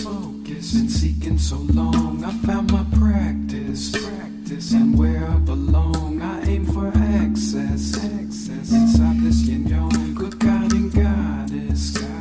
Inspire my song. Come on, hear me now. If you can say what it is and it ain't thou, that's something in form you can talk about. What they're pointing to is not the finger or the moon. It's before the big bang and the bada boom. Kinda like the empty space inside a room. It'll still be there once it's in ruins. That which can't be taken at the moment. Not a line, not a curve or a cyclic. No borders, no form, no blueprints. All the isness in every single instance. Technically without ever manifesting. Center point in the middle of the pendulum. Unified, undivided balance. Who am I? You and I are magic. Don't get caught up in a mind full of madness. Remember, every single thought is a magnet. The brain's a radio, tune out the static. Cleaning out your attic, soon it's automatic. No booze, only ITOR foods and a little bit of ganja without the abuse. True, whole new kung fu ritual, ancient cave secrets with a little bit of new school. Who knew that I'd find you in a kind dude that reminds me of a Hindu statue? Focus, been seeking so long. I found my practice, and where I belong, I aim for access. Inside this yin yang, good guiding goddess. Inspire my song. Come on, hear me now. You can take a bow and bow to a holy cow. You can seek out the guru for many miles. You can do God's work, feed the hungry mouths. One thing you can't do is avoid the Tao. It's the inside out in the here and now. East, west, north, south with the up and down. Keeping rhythm in this life like a bit and bow. Getting down with the gods that climb around. Chop wood, carry water till it's overstood. That is not about the yes, no, bad or good. It's beyond all opposites and flavors. The one common truth that you share with your neighbor. Get to know yourself to know your creator. Keep the masters of the Tao on your radar. Hey y'all, be a lover, not a hater. The Tao isn't gonna punish you or save you. It'll definitely alter your behavior. Balance out your energy and lead you to your reservoir. Practice Tai Chi nightly and lightly. A little bit of lightning and lightens inside me. Giving energy to incense I might need. To change a tachyon tone at a light speed. Practicing life till it's like a lucid dream. You can keep the all I want a bit of nothing. Focus, been seeking so long. I found my practice, and where I belong. I came for access. Inside this yin yang, good God and goddess. Inspire my song. Come on, hear me now. Good God Almighty. Good God Almighty. Good God Almighty. Good God, come on, hear me now. Good God Almighty. Good God, come on, hear me now. Good God Almighty. Good God Almighty.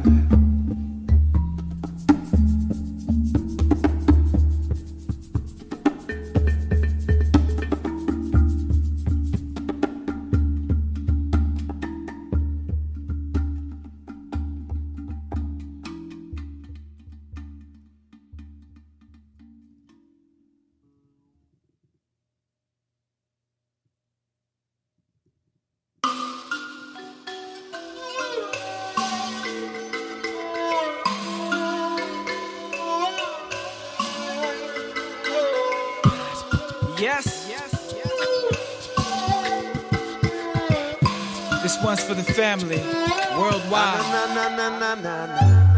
Street Collar, Aloka, Tubby Love, Amber Lily. Lily Fangs. Let's bring it together. We got to unify. We got to unify.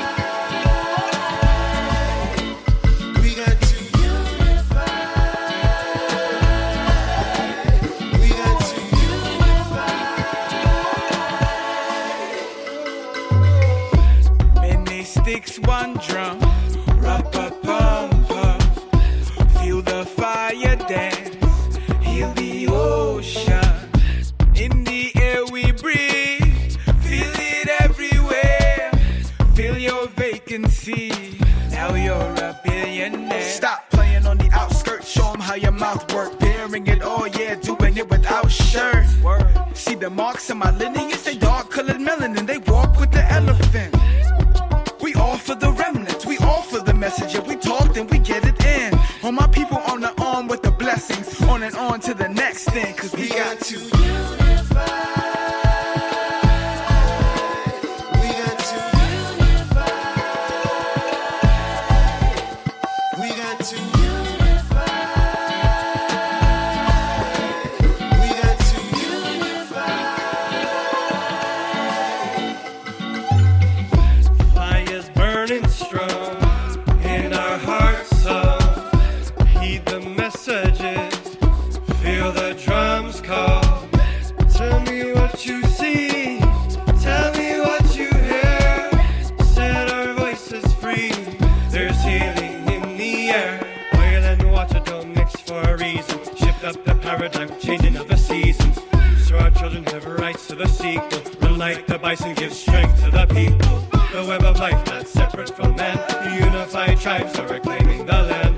Rise and awaken, this is our stand. Holding the torch and extending a hand. To unify.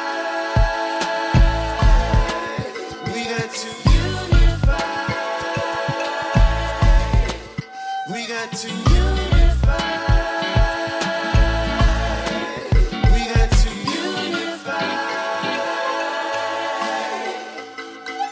We can work it out. Just gotta show up, you don't gotta know what for. Come together now. Community, it can be a great piece. Forward with no doubt. Harmony, we don't gotta fight no more. Share your wisdom loud.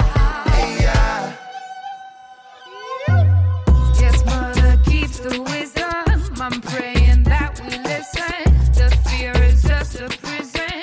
It's time to break the system. All has been forgiven. Yeah, we have risen.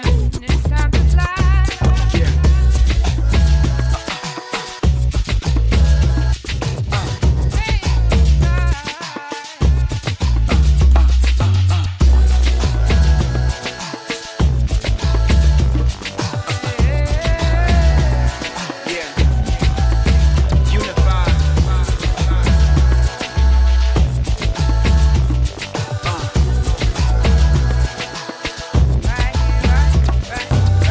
Right here, right now, no fear, no doubt. Right here, right now, right here, right now.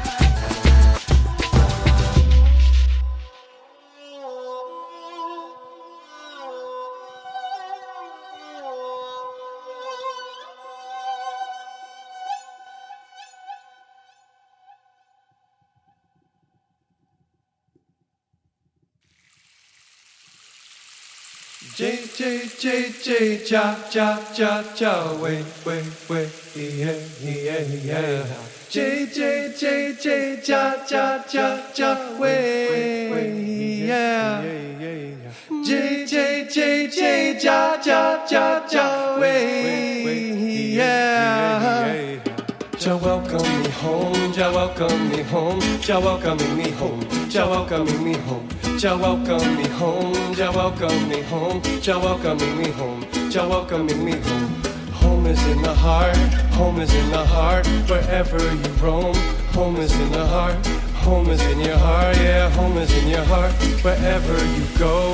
Home is in the heart. Singing songs of celebration, giving thanks to creation, meditating on all our relations. It's time to wake up, it's time to go home and shake this old paradigm from our souls.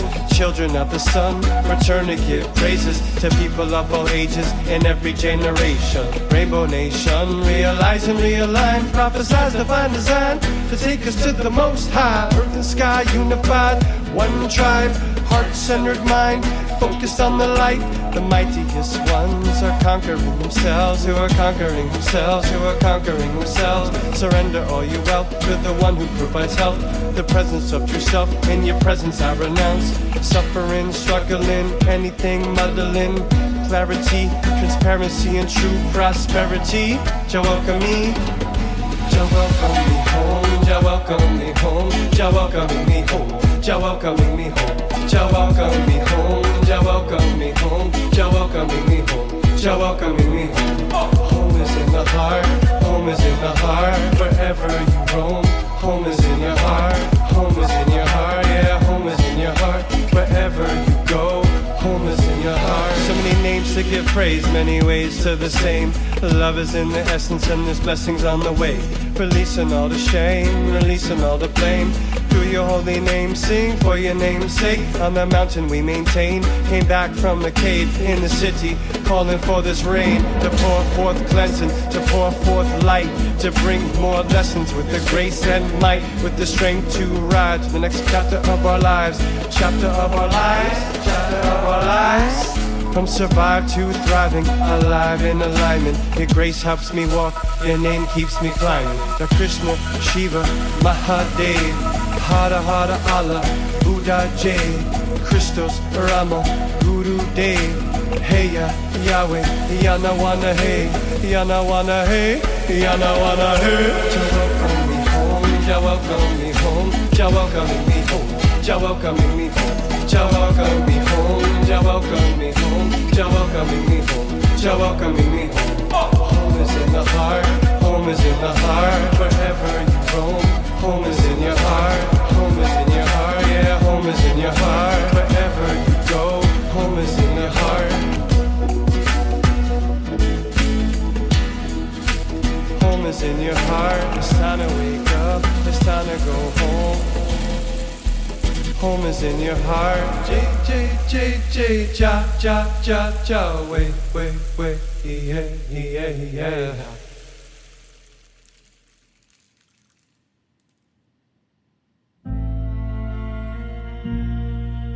That first night we met, I won't forget. You the bright sunlight, I walking through a dark crowd. The party slowed down, talk stars, moon. Float me on an angel cloud sublime is the tune. Malibu to the beach, life's about fun, but we're just too young to really understand love. I told you that I fell, but then I stood me up again. You said I know who you are, and you healed up my wound. Came and removed pain, I'll always do the same. And if you fall, but really you just seem to stand tall.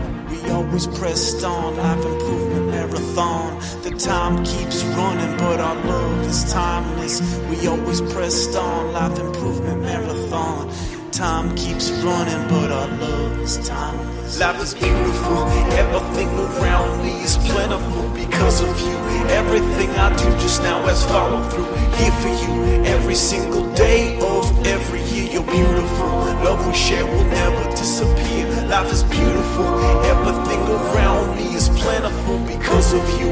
Everything I do just now has followed through. I'm here for you, every single day of every year. You're beautiful, love we share will never disappear. And with Kendo developed love none can take away. From the very first day, Nemo had a special place. I see it on his face, it makes me so proud to realize this very special love that we have found. It's the smiles and the meals and the gifts and the dances and the trips. Nothing goes my way, I wanna hide away till I get home. The support you give, my perspective change because we stand so strong. And as life moves along, we make a model for our kids to work for, believe in, for their life. It's our home, you're my wife, and I appreciate you every single day. Life is beautiful, everything around me is plentiful because of you. Everything I do just now is follow through. Here for you every single day of every year. You're beautiful. Love we share will never disappear. Life is beautiful. Everything around me is plentiful because of you. Everything I do just now is follow through. I'm here for you every single day of every year. You're beautiful. Love we share will never disappear.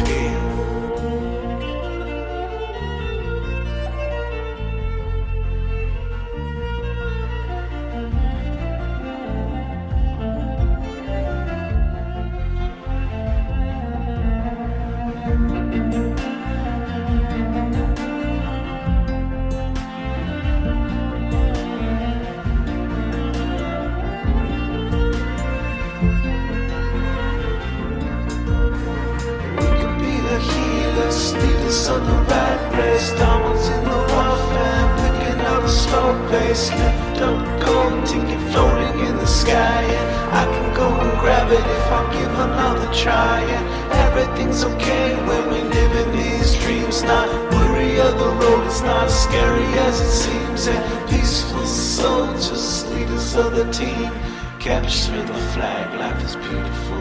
My life is beautiful. Everything around me is plentiful because of you. Everything I do just now is follow through. I'm here for you every single day, every single year. You're beautiful. The love we share will never disappear.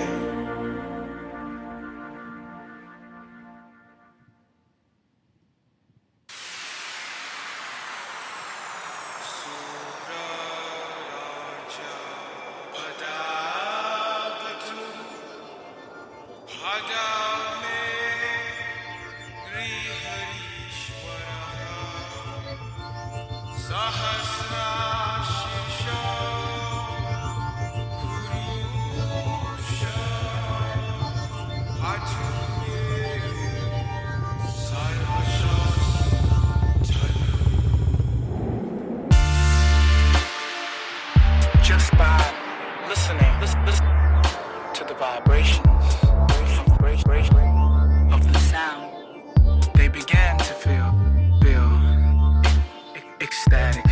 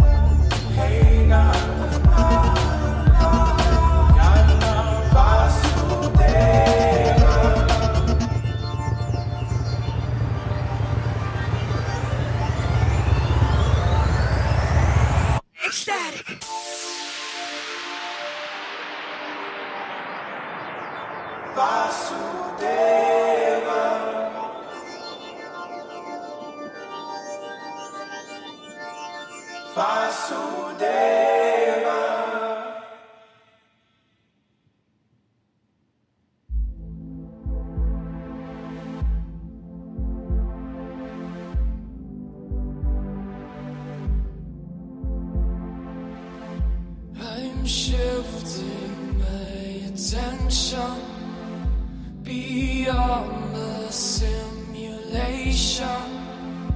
I'm setting my intention at the highest vibration. This is the ascension to the fifth dimension. This is the ascension to the fifth dimension.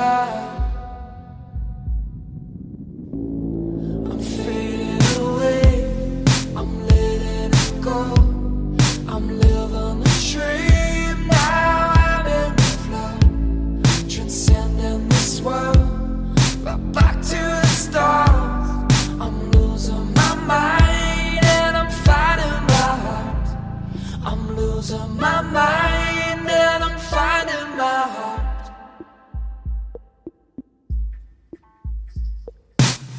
To find order, balance restored again. To find mother, the goddess will rise again. I feel your heart connection.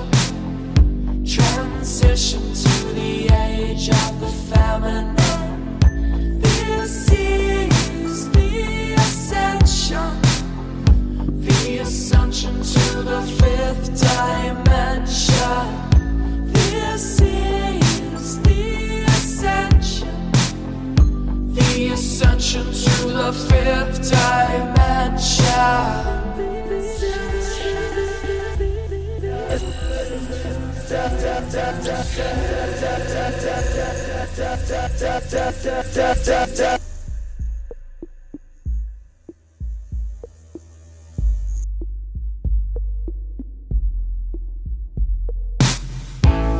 I'm fading away, I'm letting it go. I'm living the dream, now I'm in the flow, transcending this world, right back to the stars. I'm losing my mind and I'm finding my heart. I'm fading away, I'm letting it go. I'm living a dream, now I'm in the flow, transcending this world, right back to the stars. I'm losing my mind and I'm finding my heart. I'm losing my mind and I'm finding my heart.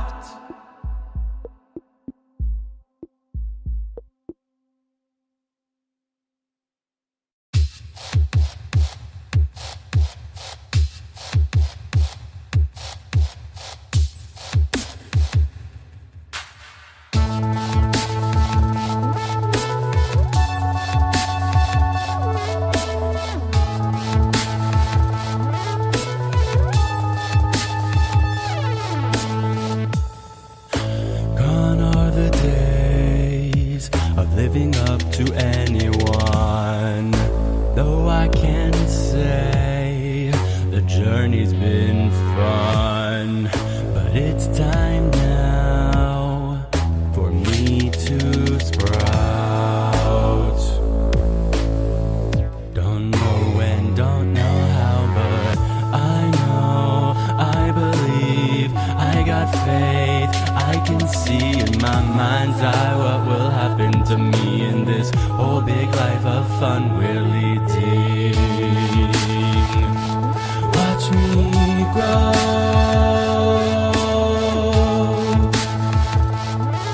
sprout, sprout now, on my own.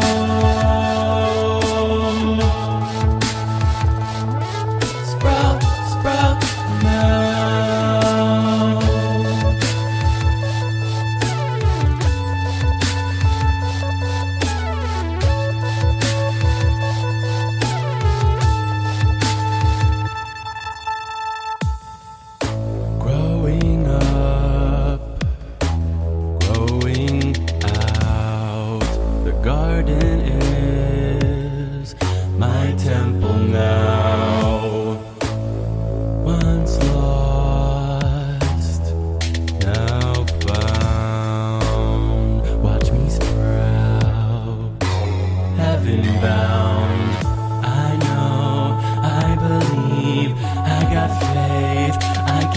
see in my mind's eye what will happen to me in this whole big life of fun we're leading.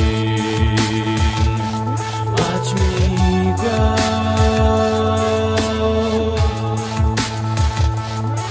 Sprout, sprout now. On my own.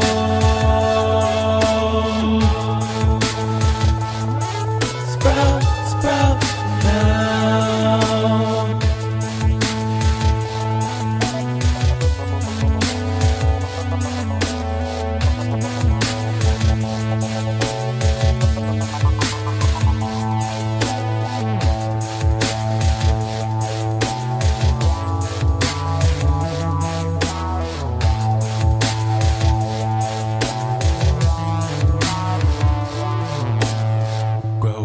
Growing out, watch me sprout.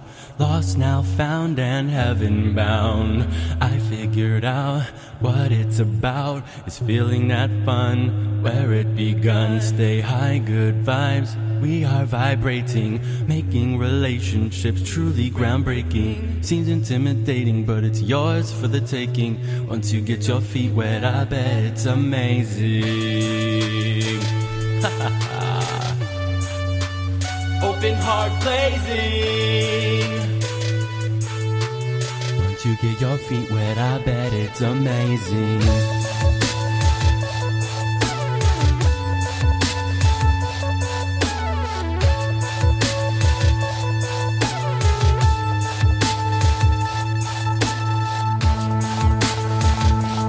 Watch me grow.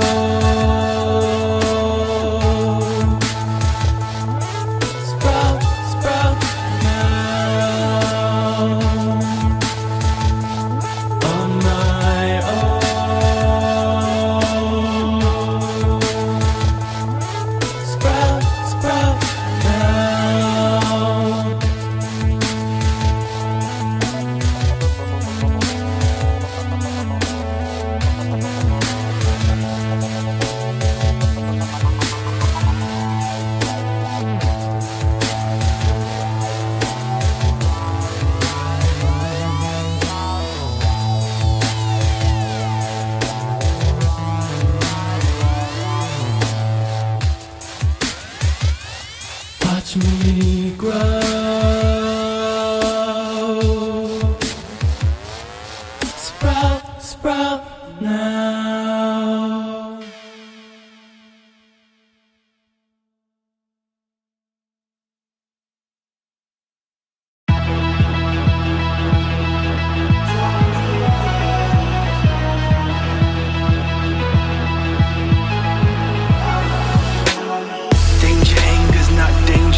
Stranger with the extreme exaggerated. There's nothing left, wait, there's a whole bunch. Think of the sand in exotic lands. Full moon, check the moonshine off of the ocean floor. In love with Canada, truly the Trinity. No amateur arms extended, send them out, no vengeance. I'm a comic book, beat me up, it's hypnotic. Double-handed, man the canvas is all night like Modest. 6 a.m. the tide's out, 8-mile jog before the caffeine hits. Wake up, celebration of life, never retreat. Eggs crack, Halloween, now that's a knee slapper. The irresistible, make it simple when things seem difficult. Remove some syllables, watch your finger run across the water like a miracle.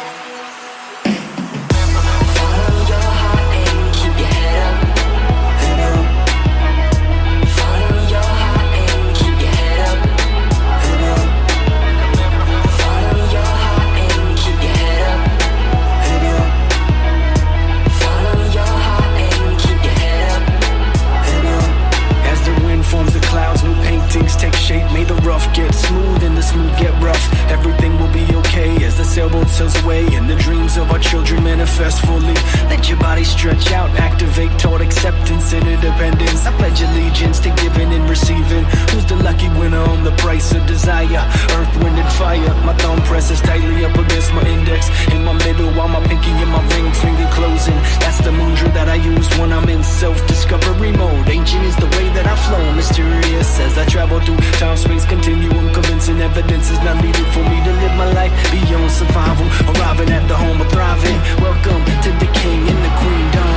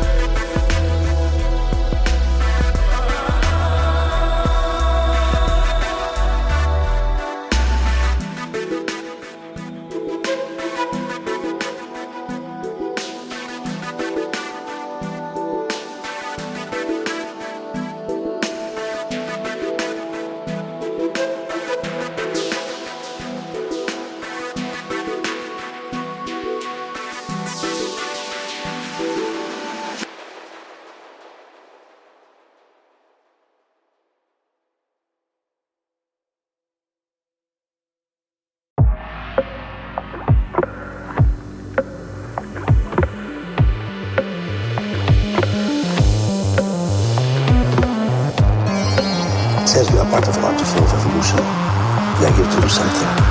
If they are true to their purpose, will outmove humanity towards the world you saw.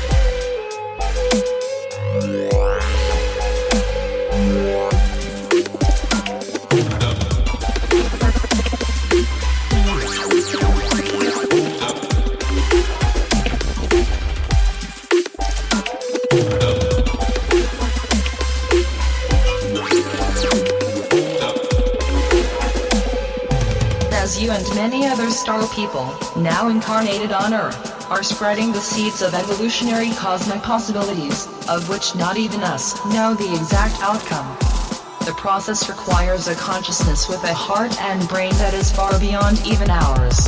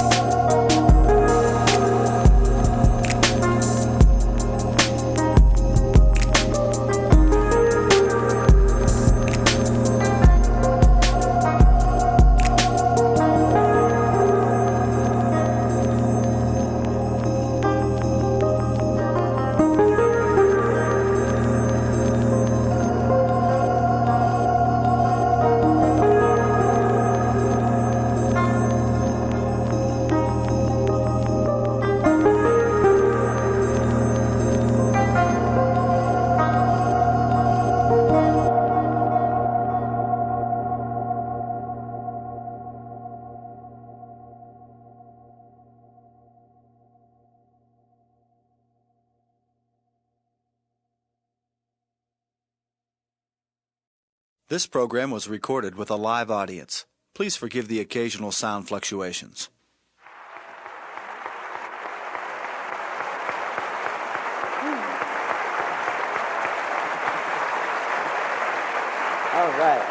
All right. We have things to do tonight. So we're going to explore some ways that I've discovered that help us learn to love ourselves. Anybody who's studied the Course in Miracles knows that they say, forgive and love thyself. You know, it's love thy neighbor as thyself. And the thing most people seem to forget, it's as thyself. It isn't just love thy neighbor. And you can't really love your neighbor until you do learn to love yourself.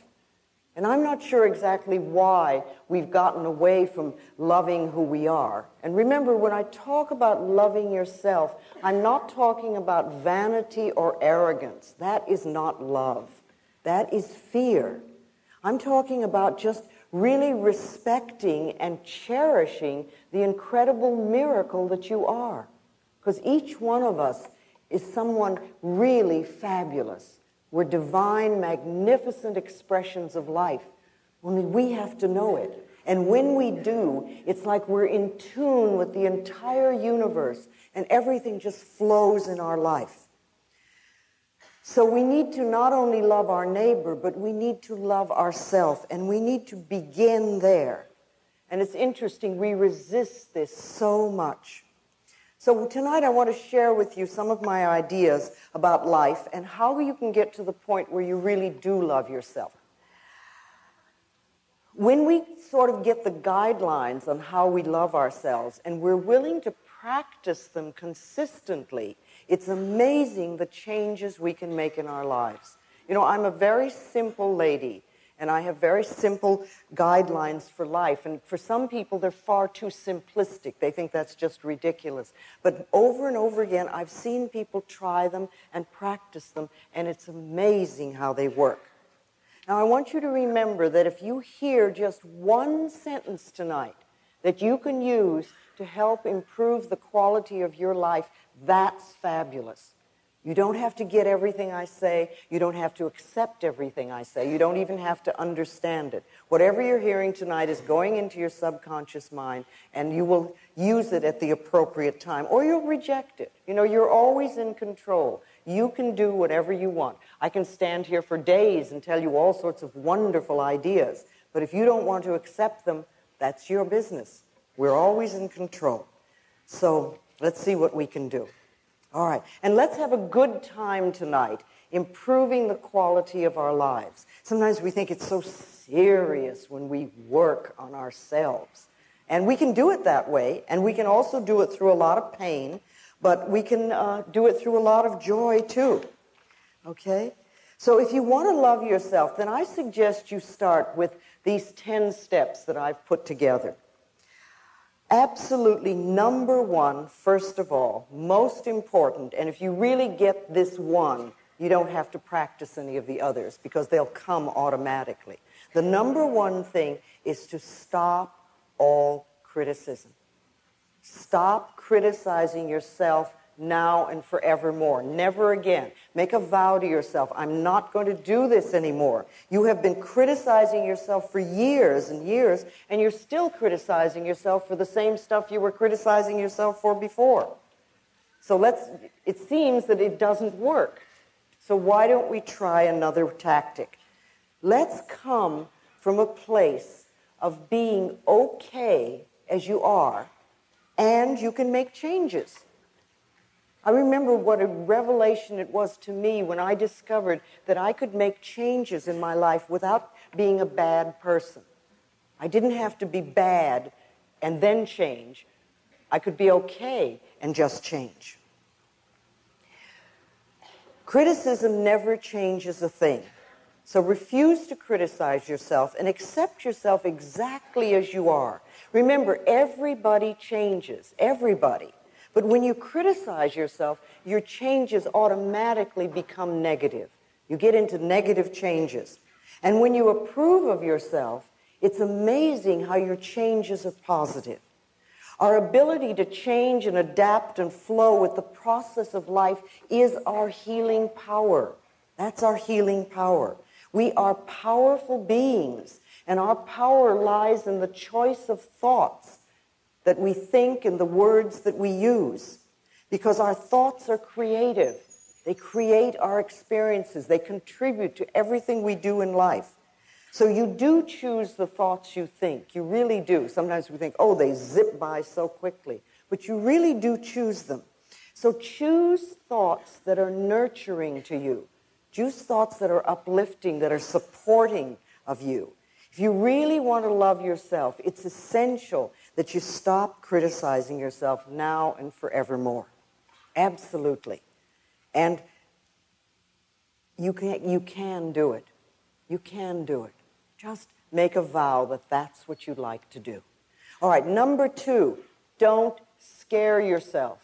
Please, if you love yourself, don't scare yourself. Stop terrorizing yourself with frightful thoughts. Because all you do is make any situation worse. You don't make it better. And don't take a small situation and make it into a big monster. And don't take a scary situation and make it even worse. Be there for yourself, you know? It's a terrible way to live. And if you have a habit of doing this, I suggest you stop it. You just stop it. You know, how often do we lie in bed at night going over and over a problem, creating the worst possible scenario? We do this for illness. We get a pain, and we're immediately planning our funeral.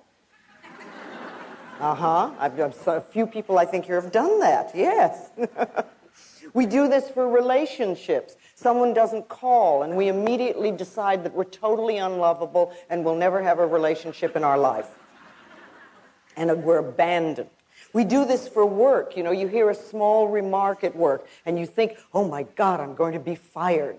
You know, we build these things up. And remember, these frightening thoughts are affirmations, only they're negative affirmations. So if you have a habit of thinking negative thoughts that scare you, what I find is the best thing to do is find an image of something you really like, something that you love. It could be a sport, it could be a sunset, it could be some beautiful view, it could be flowers, it could be anything. And use that as a substitute. Pick that as your image, like your switch to image. And every time the negative thought comes up, or every time you find that you're frightening yourself, just switch to this thought or this image. You know, and say to yourself, no, I'm not going to think about that anymore. I'm going to think about sunsets or waterfalls or beautiful yachts or whatever your image is. Whatever you want to choose. And if you keep doing that, you will break that habit. But it takes practice. It always takes a little practice. Love yourself enough to stop scaring yourself. You know, just stop that. Number 3 is be gentle and kind and patient with yourself. Just be gentle and kind and patient. You know, a good example of the power of patience is a garden. A garden is often to begin with just a patch of dirt, and then you add some seeds or some little plants, and you let the sun shine, and you water it, and you give it some loving attention. And to begin with, it seems like not much is happening. But if you continue doing that, if you're patient, things will change. The garden will grow and blossom. And if you think of your life as like a garden, or your mind like a garden, you know, what kind of garden would you like? What kind of events do you want to have happen in your life? And what kind of seeds do you need to plant in order for those to happen? So you select the seeds, you select the thoughts that will contribute to creating the garden of experiences that you want. And I like to think of planting these thoughts in the fertile soil of your subconscious mind, where they get nurtured and then can grow.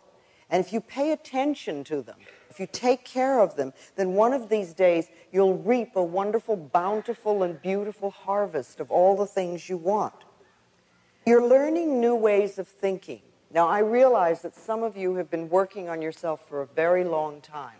So some of the things I'm going to say tonight might just reinforce for you what you already know.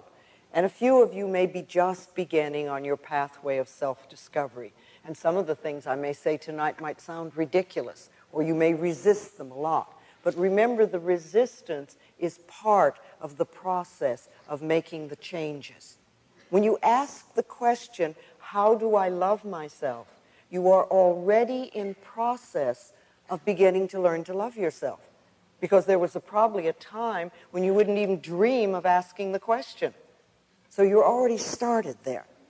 So as you learn these new ways of thinking, be gentle with yourself. Be kind to yourself and be patient with yourself as you plant the new thoughts in your mind.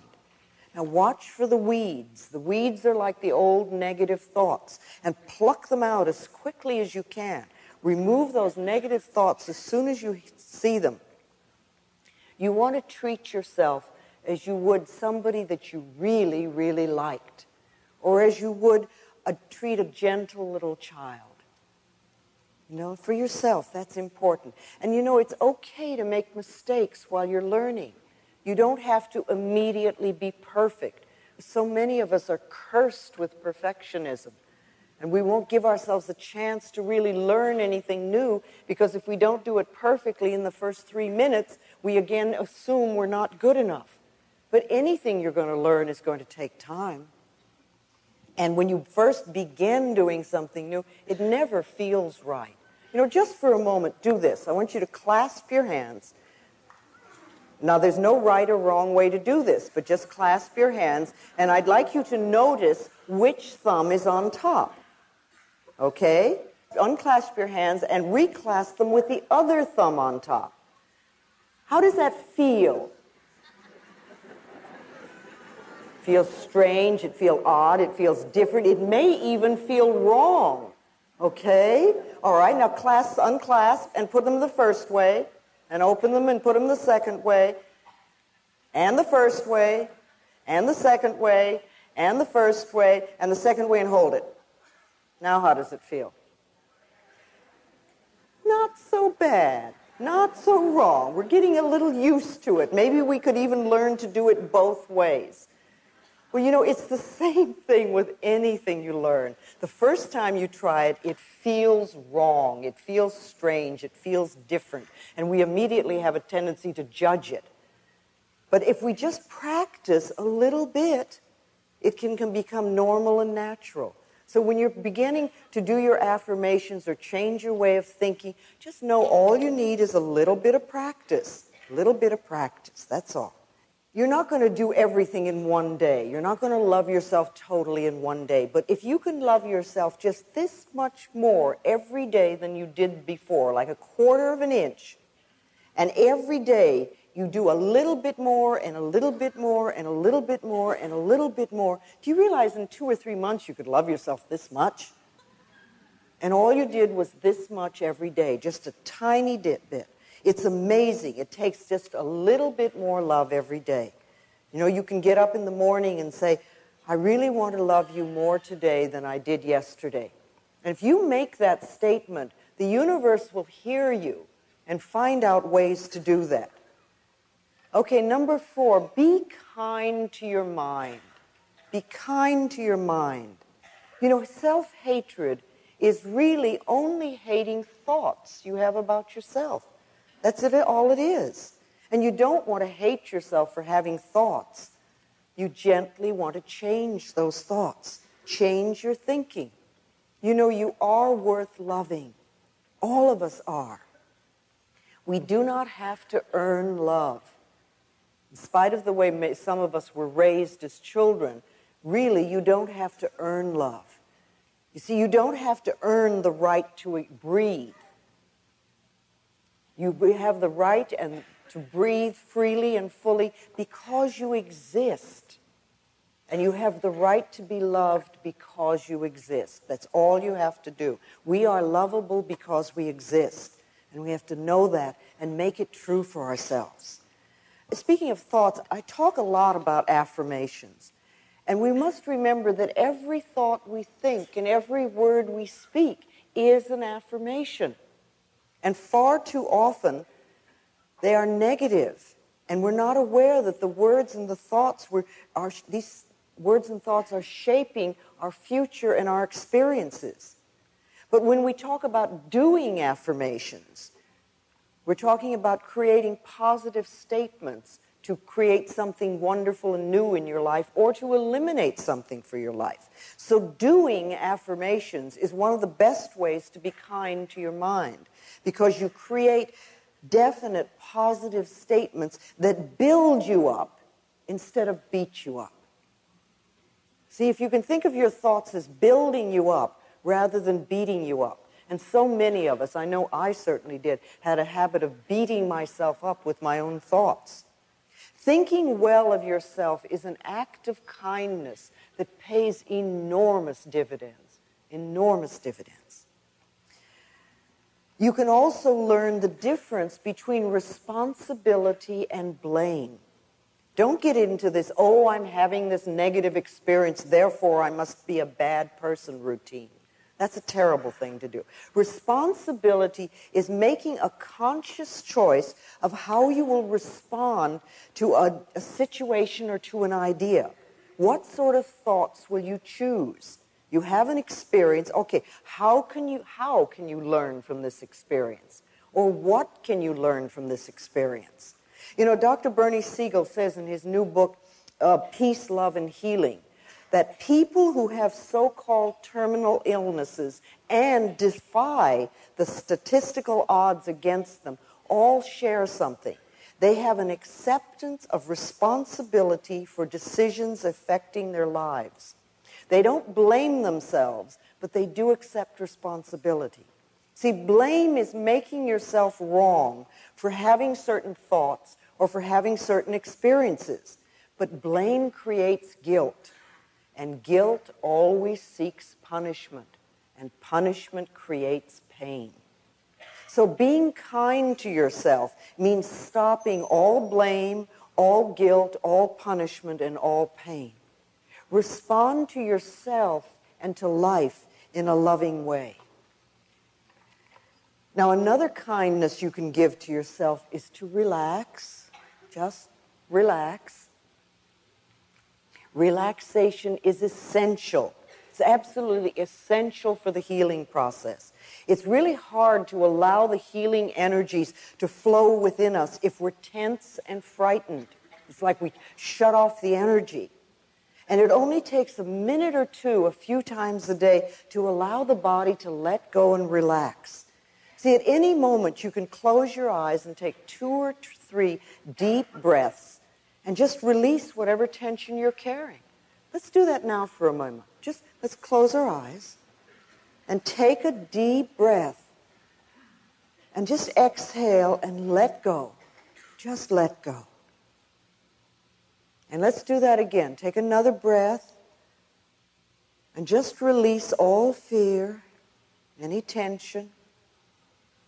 And once more, take a deep breath. And as you exhale, just let yourself be centered. And you might even say to yourself silently, I love you, all is well. And then just notice how much easier your body is for the moment. That didn't take 2 minutes. And if you would do that several times a day, it sort of says to the body, it's okay, you don't have to go through life tense and frightened. You can be relaxed and still handle whatever you need to handle.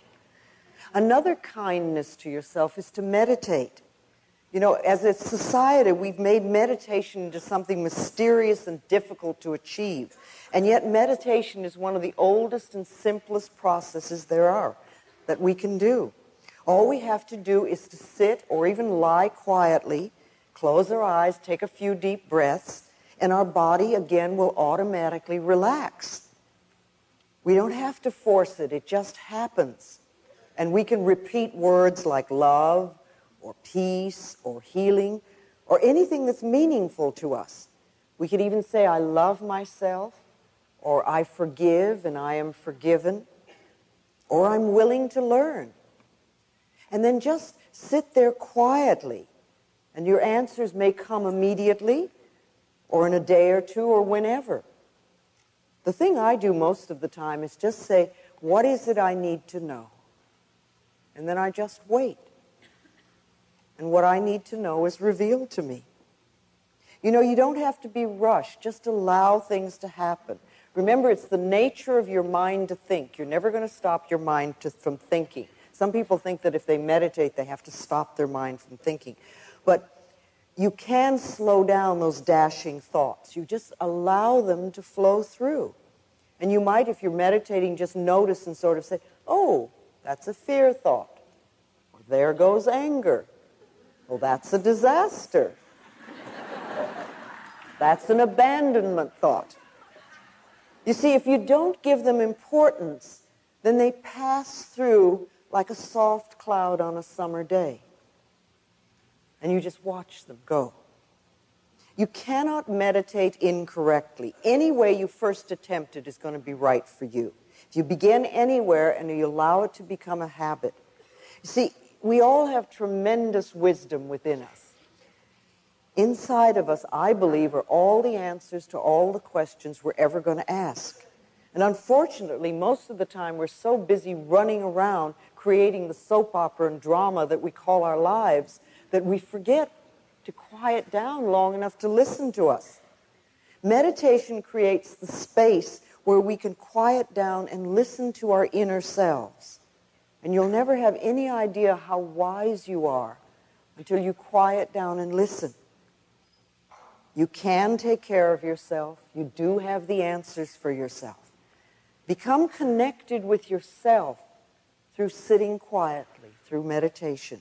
You know, you can think of meditation as focusing on your inner voice. It's like you're focusing and listening. Visualizations are also very important. You create a clear mental picture or an image that enhances your positive affirmations. When I had cancer, I used to visualize cool, clear water flowing through my body and washing out the diseased cells, and my body responding and become very strong and healthy. Now, I know some people like to use visualizations of fighting their cells. They like to fight the diseased cells. I personally don't feel good about creating a war in my body. And I think it's better to use an image that dissolves, like the sun could melt, or a magician could transform, or you could use some form of love to make the positive change.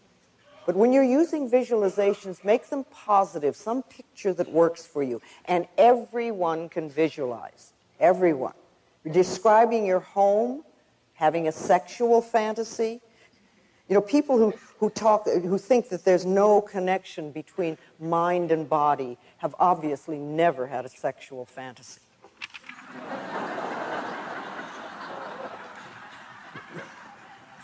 Isn't it amazing what the mind can do? Okay, so let's use these visualizations in a positive way to really enhance what you're doing. Just like, you know, you've used negative visualizations to make a bad situation worse, you can use a positive visualization to make it better. Okay, number 5, praise yourself. Please praise yourself. Criticism breaks down the inner spirit, and praise builds it up. So praise yourself as much as you can. Tell yourself how well you're doing with every little thing. Many of us refuse to put any effort into creating a good life for ourselves because we feel we don't deserve it. Our feeling of not being deserving could come from people telling us we didn't, but it could also come from something as simple as early toilet training or being refused an ice cream cone when we were young. Deserving has nothing to do with having good. It's our unwillingness to accept good in our lives. Allow yourself to accept good, whether you think you deserve it or not. And you know, when you think about deserving, there's a few questions I'd like to ask you about this to help you deserve the good that's in the universe. What is it you feel you deserve? What do you feel you deserve? Do you deserve love and joy and all good? Or do you feel deep down that you deserve nothing? Why? Where did that message come from? And are you willing to let it go? What are you willing to put in its place? What different message would you put there? Because remember, these negative messages, something that says you don't deserve or you're not worthy, that's only a thought, and a thought can be changed. What is it you want that you're not now having? Think about that and be clear and specific about what you want and what you deserve. What were the laws about deserving in your home? What did they tell you you don't deserve? Did they tell you you deserve a good smack? Is that the message you got as a child? Did your parents feel that they deserved good things? Do you always have to earn in order to deserve? And were things taken away as a child when you did something wrong? Now, do you really feel you deserve? Do you feel good enough, smart enough, tall enough, pretty enough, bright enough, whatever? What belief is in the way of your deserving? Do you believe you're not good enough? There's not enough money. I'll never amount to anything. I'm not ready yet. What are the beliefs that are in the way of you really deserving? And then the last question about deserving is, what do you have to live for? What do you have to live for? What is the purpose of your life? And what meaning have you created? You know, you're here for a reason. You didn't come just to get a new car every so many years. You really came for a purpose. And what is your purpose? What are you willing to do to experience the good you really deserve? Are you willing to do affirmations? Are you willing to do visualizations? Are you willing to do treatments? Are you willing to forgive people? Are you willing to do regular relaxation and meditation? How much mental effort are you willing to give in order to change your life? Questions to ask yourself. All right, number 6 on loving yourself is support yourself. Find ways to support yourself. Reach out to friends and allow them to help you. It really is being strong to ask for help when you need it, instead of trying to do it all yourself and then being angry at yourself because you can't make it. And there's so many ways, you know, friends can help you. There are support groups everywhere. We now seem to have 12-step programs for almost every problem there is. I'm sure you have them here. We certainly have them in Los Angeles. There are lists of all the things that they do. In some areas, you find healing circles, and lots of the churches have support groups. And if you can't find what you want, you could even start your own. Start your own support group. All you need is a teddy bear and some good, encouraging thoughts. How do you start a support group? You know, some people think that's so scary. They'd like to have them, but they don't know what to do about it. Well, you know, you can just gather 2 or 3 friends that have the same issues that you have and follow a few guidelines. If you do it with love in your heart, your little group will grow. It's amazing. People will be attracted like a magnet. And don't worry, if you have a little group and it starts to grow, don't worry about where you're going to meet, because the universe will always find a space. Okay. Number 7 on loving yourself. Be loving to your negatives. Be loving to your negatives. You created every single negative pattern, every negative habit, everything you have in your life to fulfill a need. And they worked. See, everybody's made negative choices in the past. We all have. However, nobody is stuck with them. The good news is that you always have choice. You can choose again. And you can always choose to let go of the old pattern, and you can choose a different, a more supportive and nourishing thought. Letting go of the old negative pattern with love allows you to move into the new positive patterns with ease. It makes it so much easier. But punishing yourself, you know, with thoughts like, I hate my job, I hate this illness, or I hate this relationship, or whatever, keeps you tied to what you hate, and it doesn't allow anything new and different to come into your life. See, if you run around saying, I hate my job, then the universe gets this message, oh, hates job. So if you get a new job, I guarantee you, you'll hate your job very shortly, because that's the message that you've put out. You want to release with love. Release whatever's in your life that you're not happy with now with love, and allow then the new stuff to come in. It really does. When you love yourself and you find yourself in the midst of a negative situation, you can say something to yourself like, I'm willing to release the pattern in my consciousness that contributed to this condition. And then you can say a positive affirmation, like I really deserve only good in my life. I allow the healing powers and the healing energies of the universe to flow through me, really changing my life for the better. Our thoughts and our words are very powerful. And remember, no matter what's going on in your life, no matter what negative situation you have right now, you are never wrong. You're never wrong. You're always doing the best you can until you find a better way to handle situations.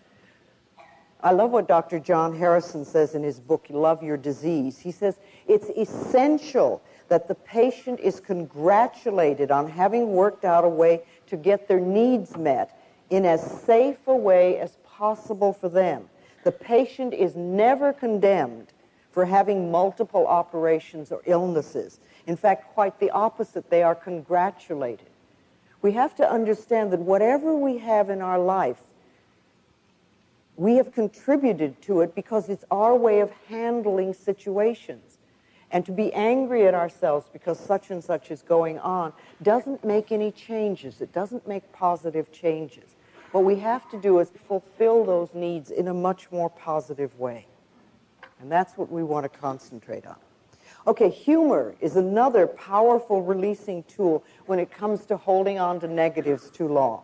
Sometimes we work so hard on ourselves that we forget to lighten up. Laughter's healing. Norman Cousins, healed himself of illness by watching the Three Stooges films and laughing himself into wellness. He wrote a whole book on it.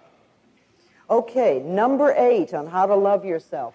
Take care of your body. It's the house you live in. When you're born, you move into this house, and when you leave the planet, you move out of it. So love the house that you live in and take care of it. You can find exercise that you enjoy, something that's fun to do. And then watch what you put into your body. Drug abuse is so prevalent on the planet, and it's become one of the most popular methods of escape.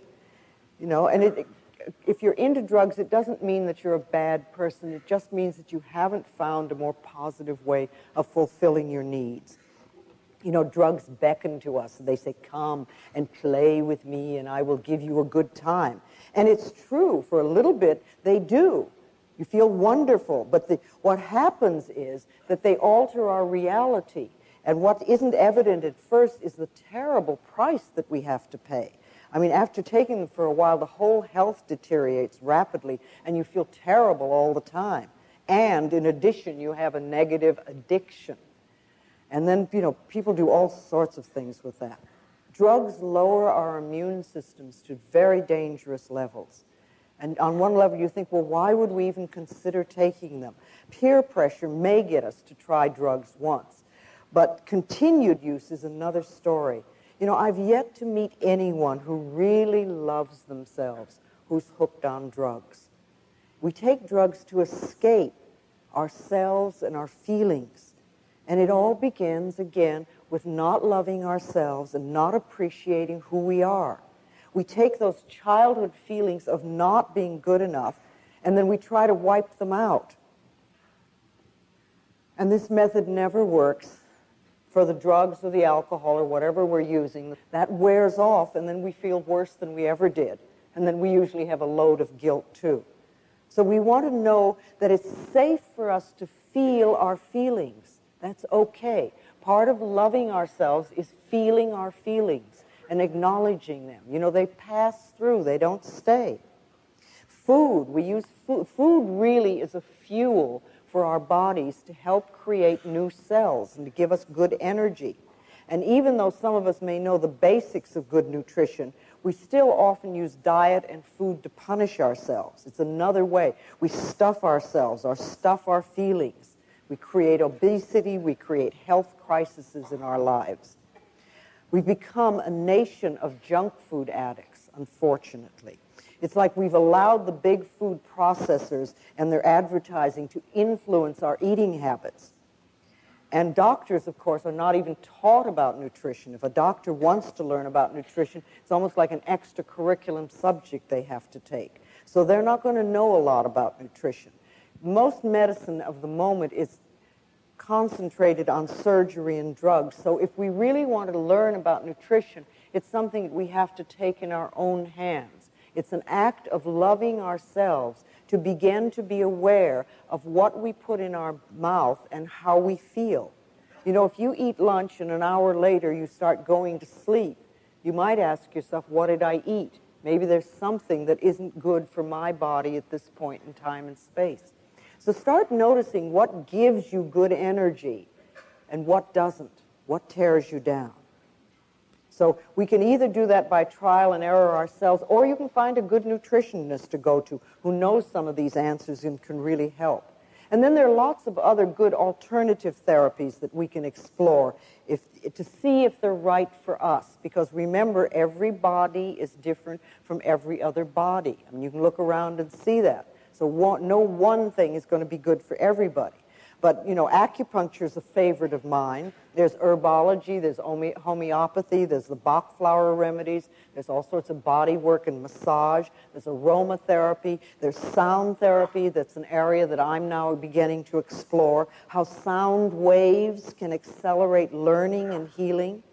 You know, we're in a time right now where the new technologies that we're learning are beginning to combine with ancient healing methods. And I see the possibilities as absolutely enormously, just endless, endless. I think between now and the end of the century, we're going to learn so much.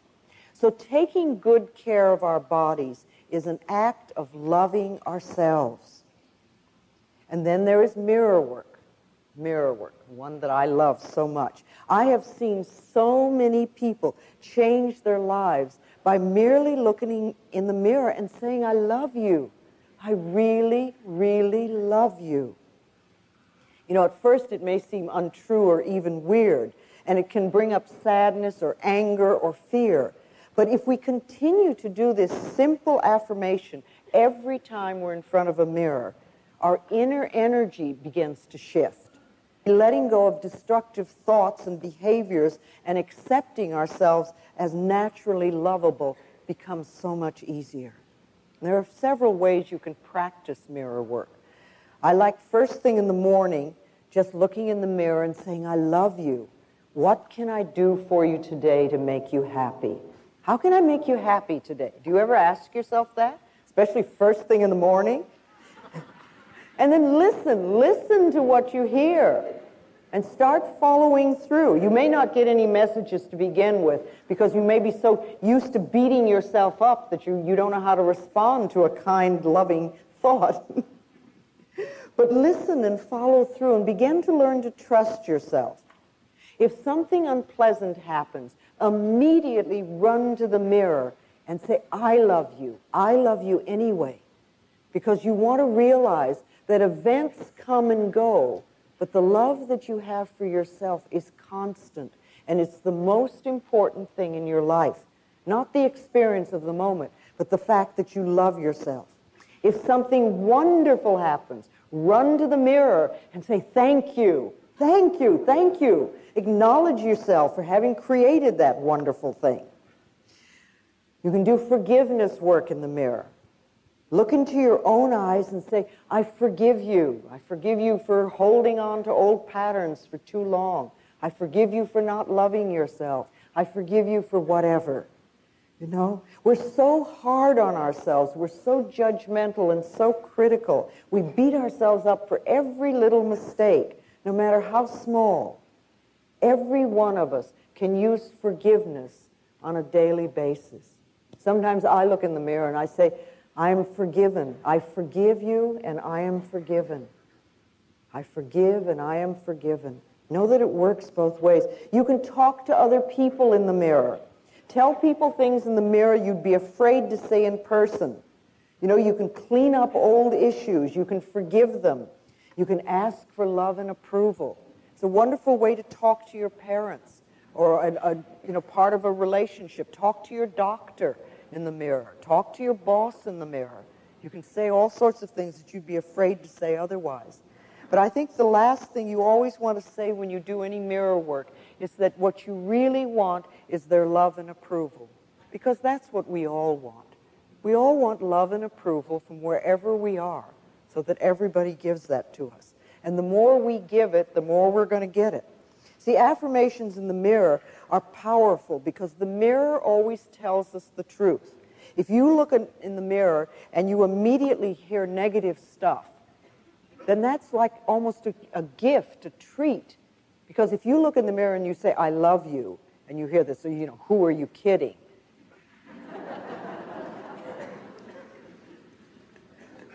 Can't be true. Then all you know is that is just an old negative thought that's passing through. And what I like to say lots of times is, thank you for sharing, thank you for sharing.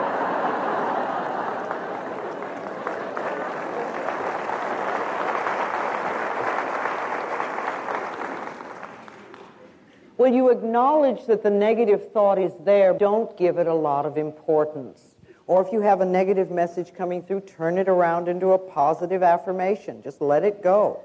And at least once a day, look in your eyes and say, I love you. I really, really love you. I love you. And as for loving yourself, do it now.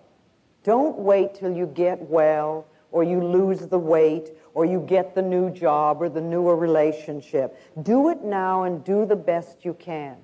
You see, if you're dissatisfied with yourself now, and you think, oh, well, I will love myself when I get the new job, or I lose the weight, or I have a new relationship, believe me, you'll lose the weight, you'll get the new job, you'll have the new relationship, and you'll still be dissatisfied with yourself.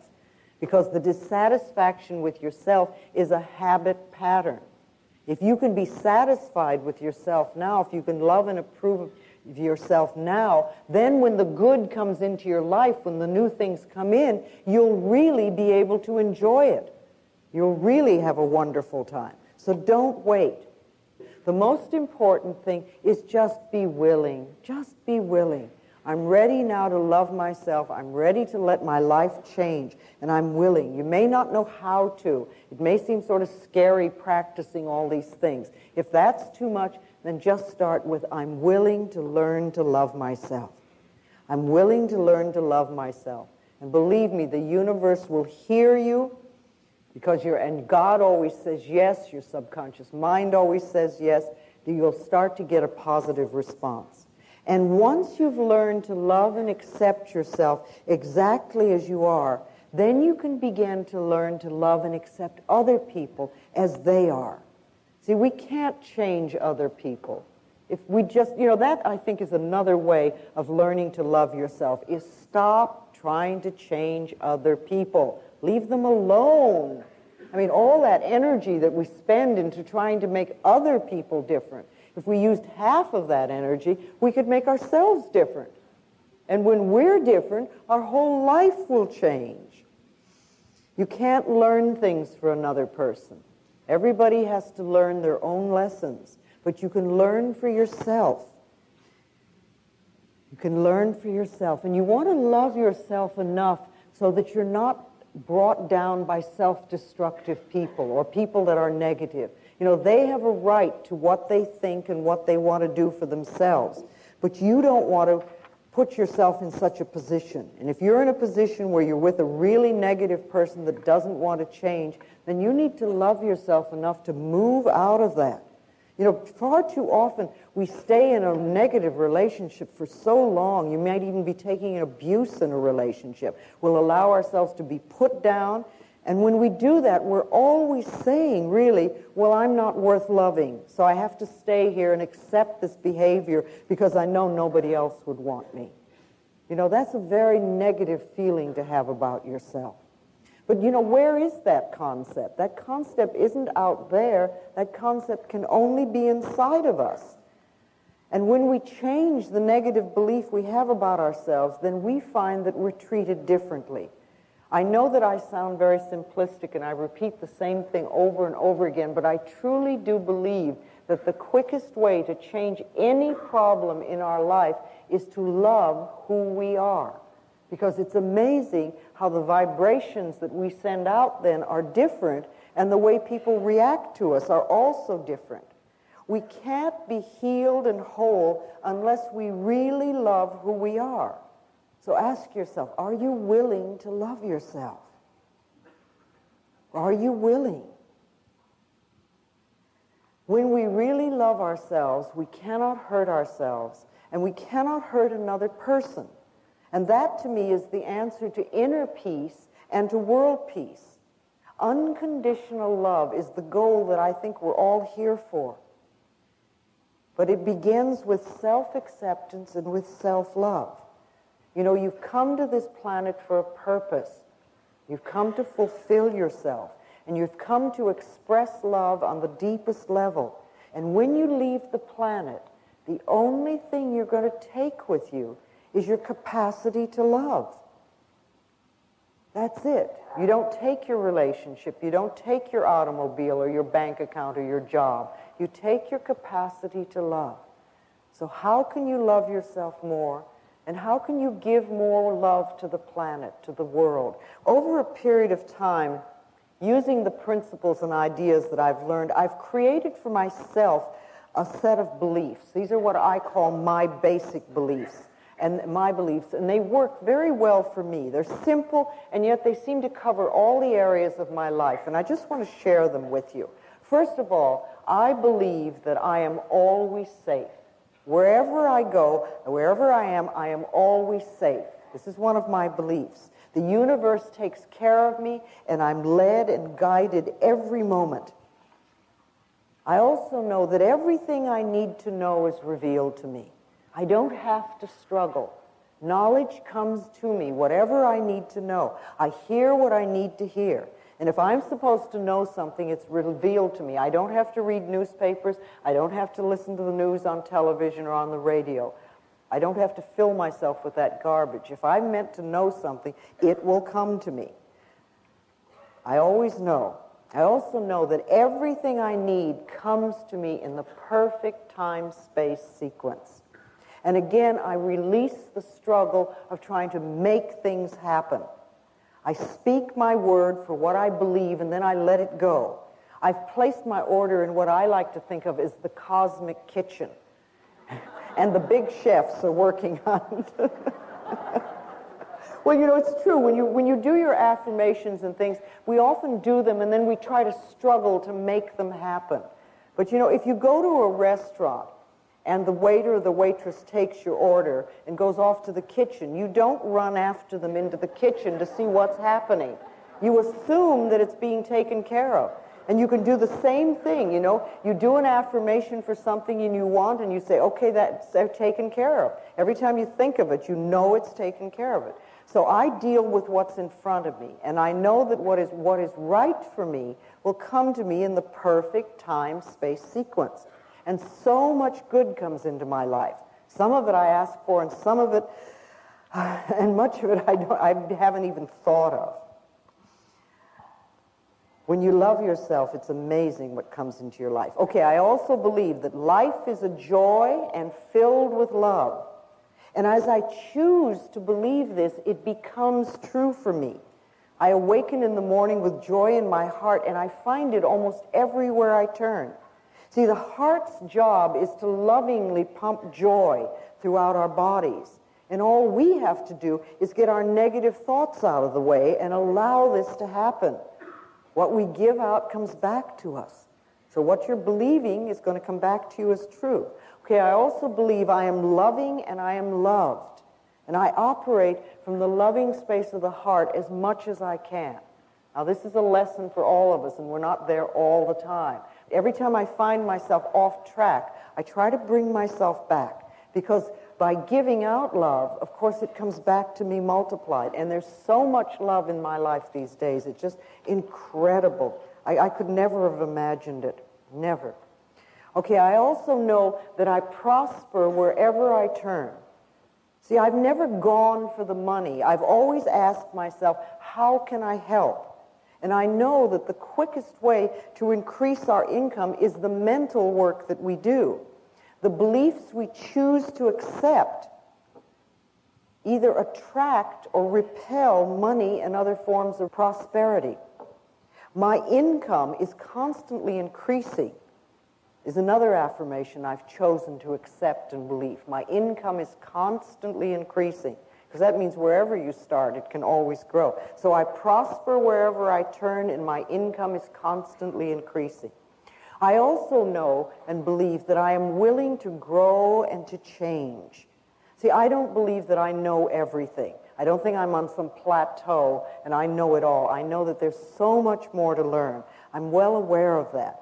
And I'm open and receptive to new ideas and to new knowledge and to new insight. And I allow them to come in. And when I find something new, I'm willing to shift what's inside of me. And I do that periodically. I'm so different than I was 20 years ago. My goodness. I'm willing to look at myself. See, I know that I can become more of who I am.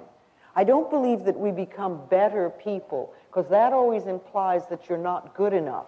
But I think we can become more of who we are. See, growing and changing is wonderful. I'm willing to let go of whatever doesn't work for me anymore. And I know that growing and changing are just aspects of life. And the other thing I know for myself is that all is well in my world. See, if I know that all is well in my world, then it doesn't much matter which direction my life turns in, because it'll always be good. So I trust life to take me where I'm supposed to go, and that everything will always be for my highest good. And these beliefs work for me. Now, what kind of beliefs would you like to live by?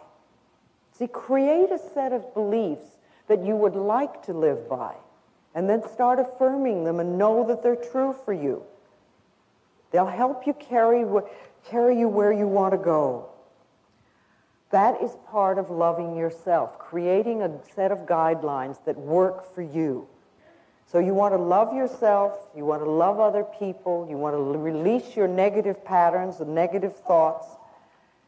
Practice unconditional love as much as you possibly can, because it'll change your own life enormously.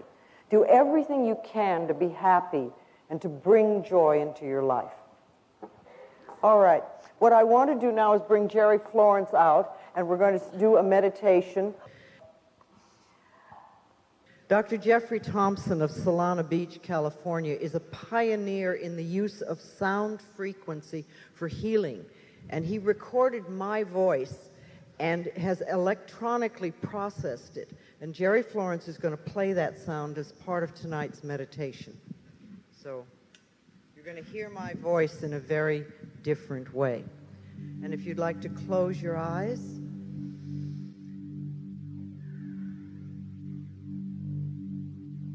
Just take a breath.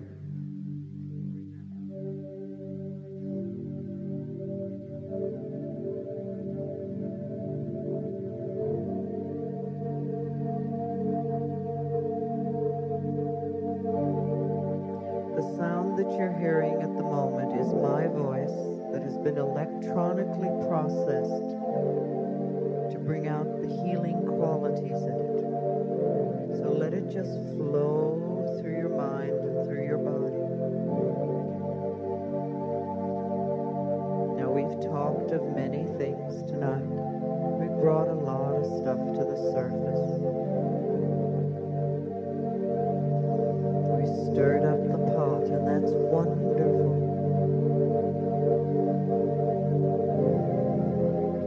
We'll just let everything settle in. You don't have to believe everything. You don't have to accept everything. In the perfect time, space sequence,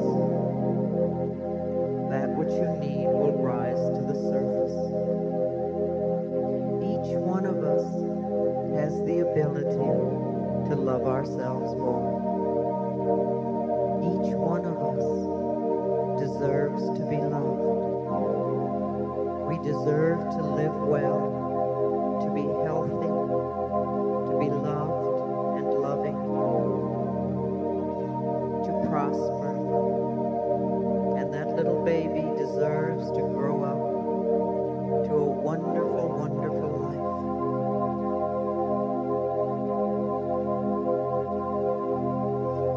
So see yourself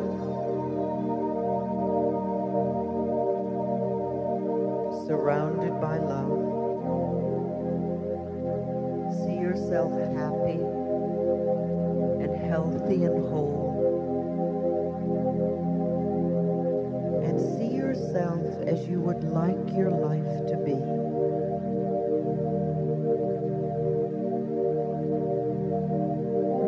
Put in all the details.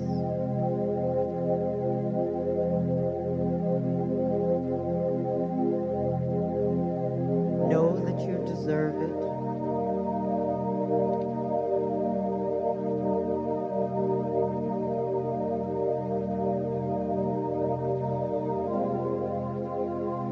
Create a visualization to go with it, a mental picture that supports this.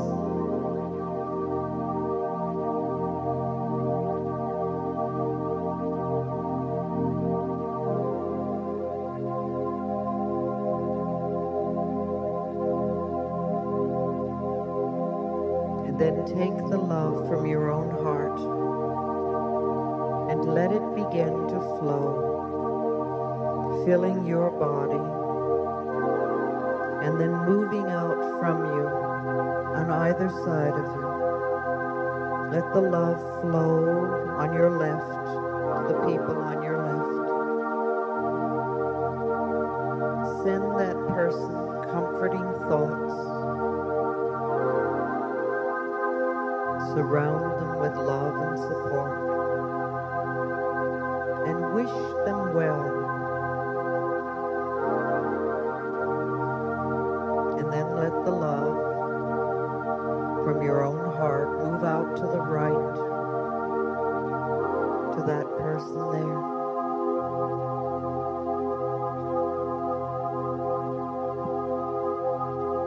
Surround them with healing energies and love and peace and light. And then let your love begin to flow around this room,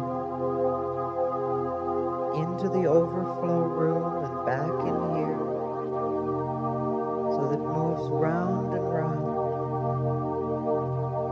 until we are in an absolutely enormous circle of love.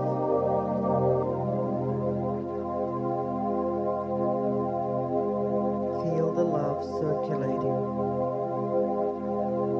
It goes out from you, comes back to you multiplied.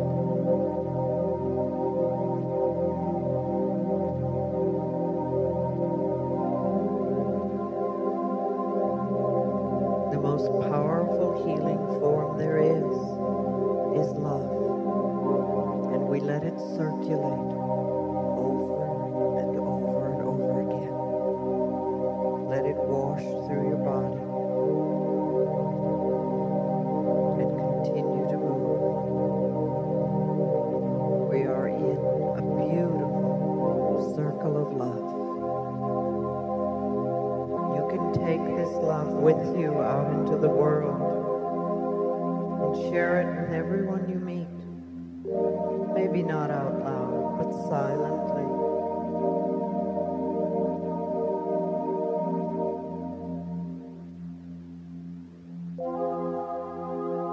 Love yourself, love each other, love the planet, and know that we are all one.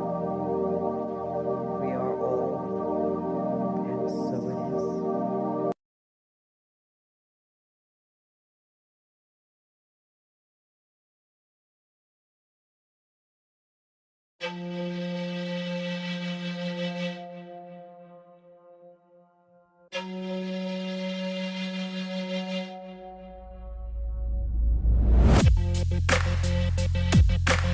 Thanks for tuning in to Bring Me to Life Radio, awakening humanity to spirituality and higher consciousness.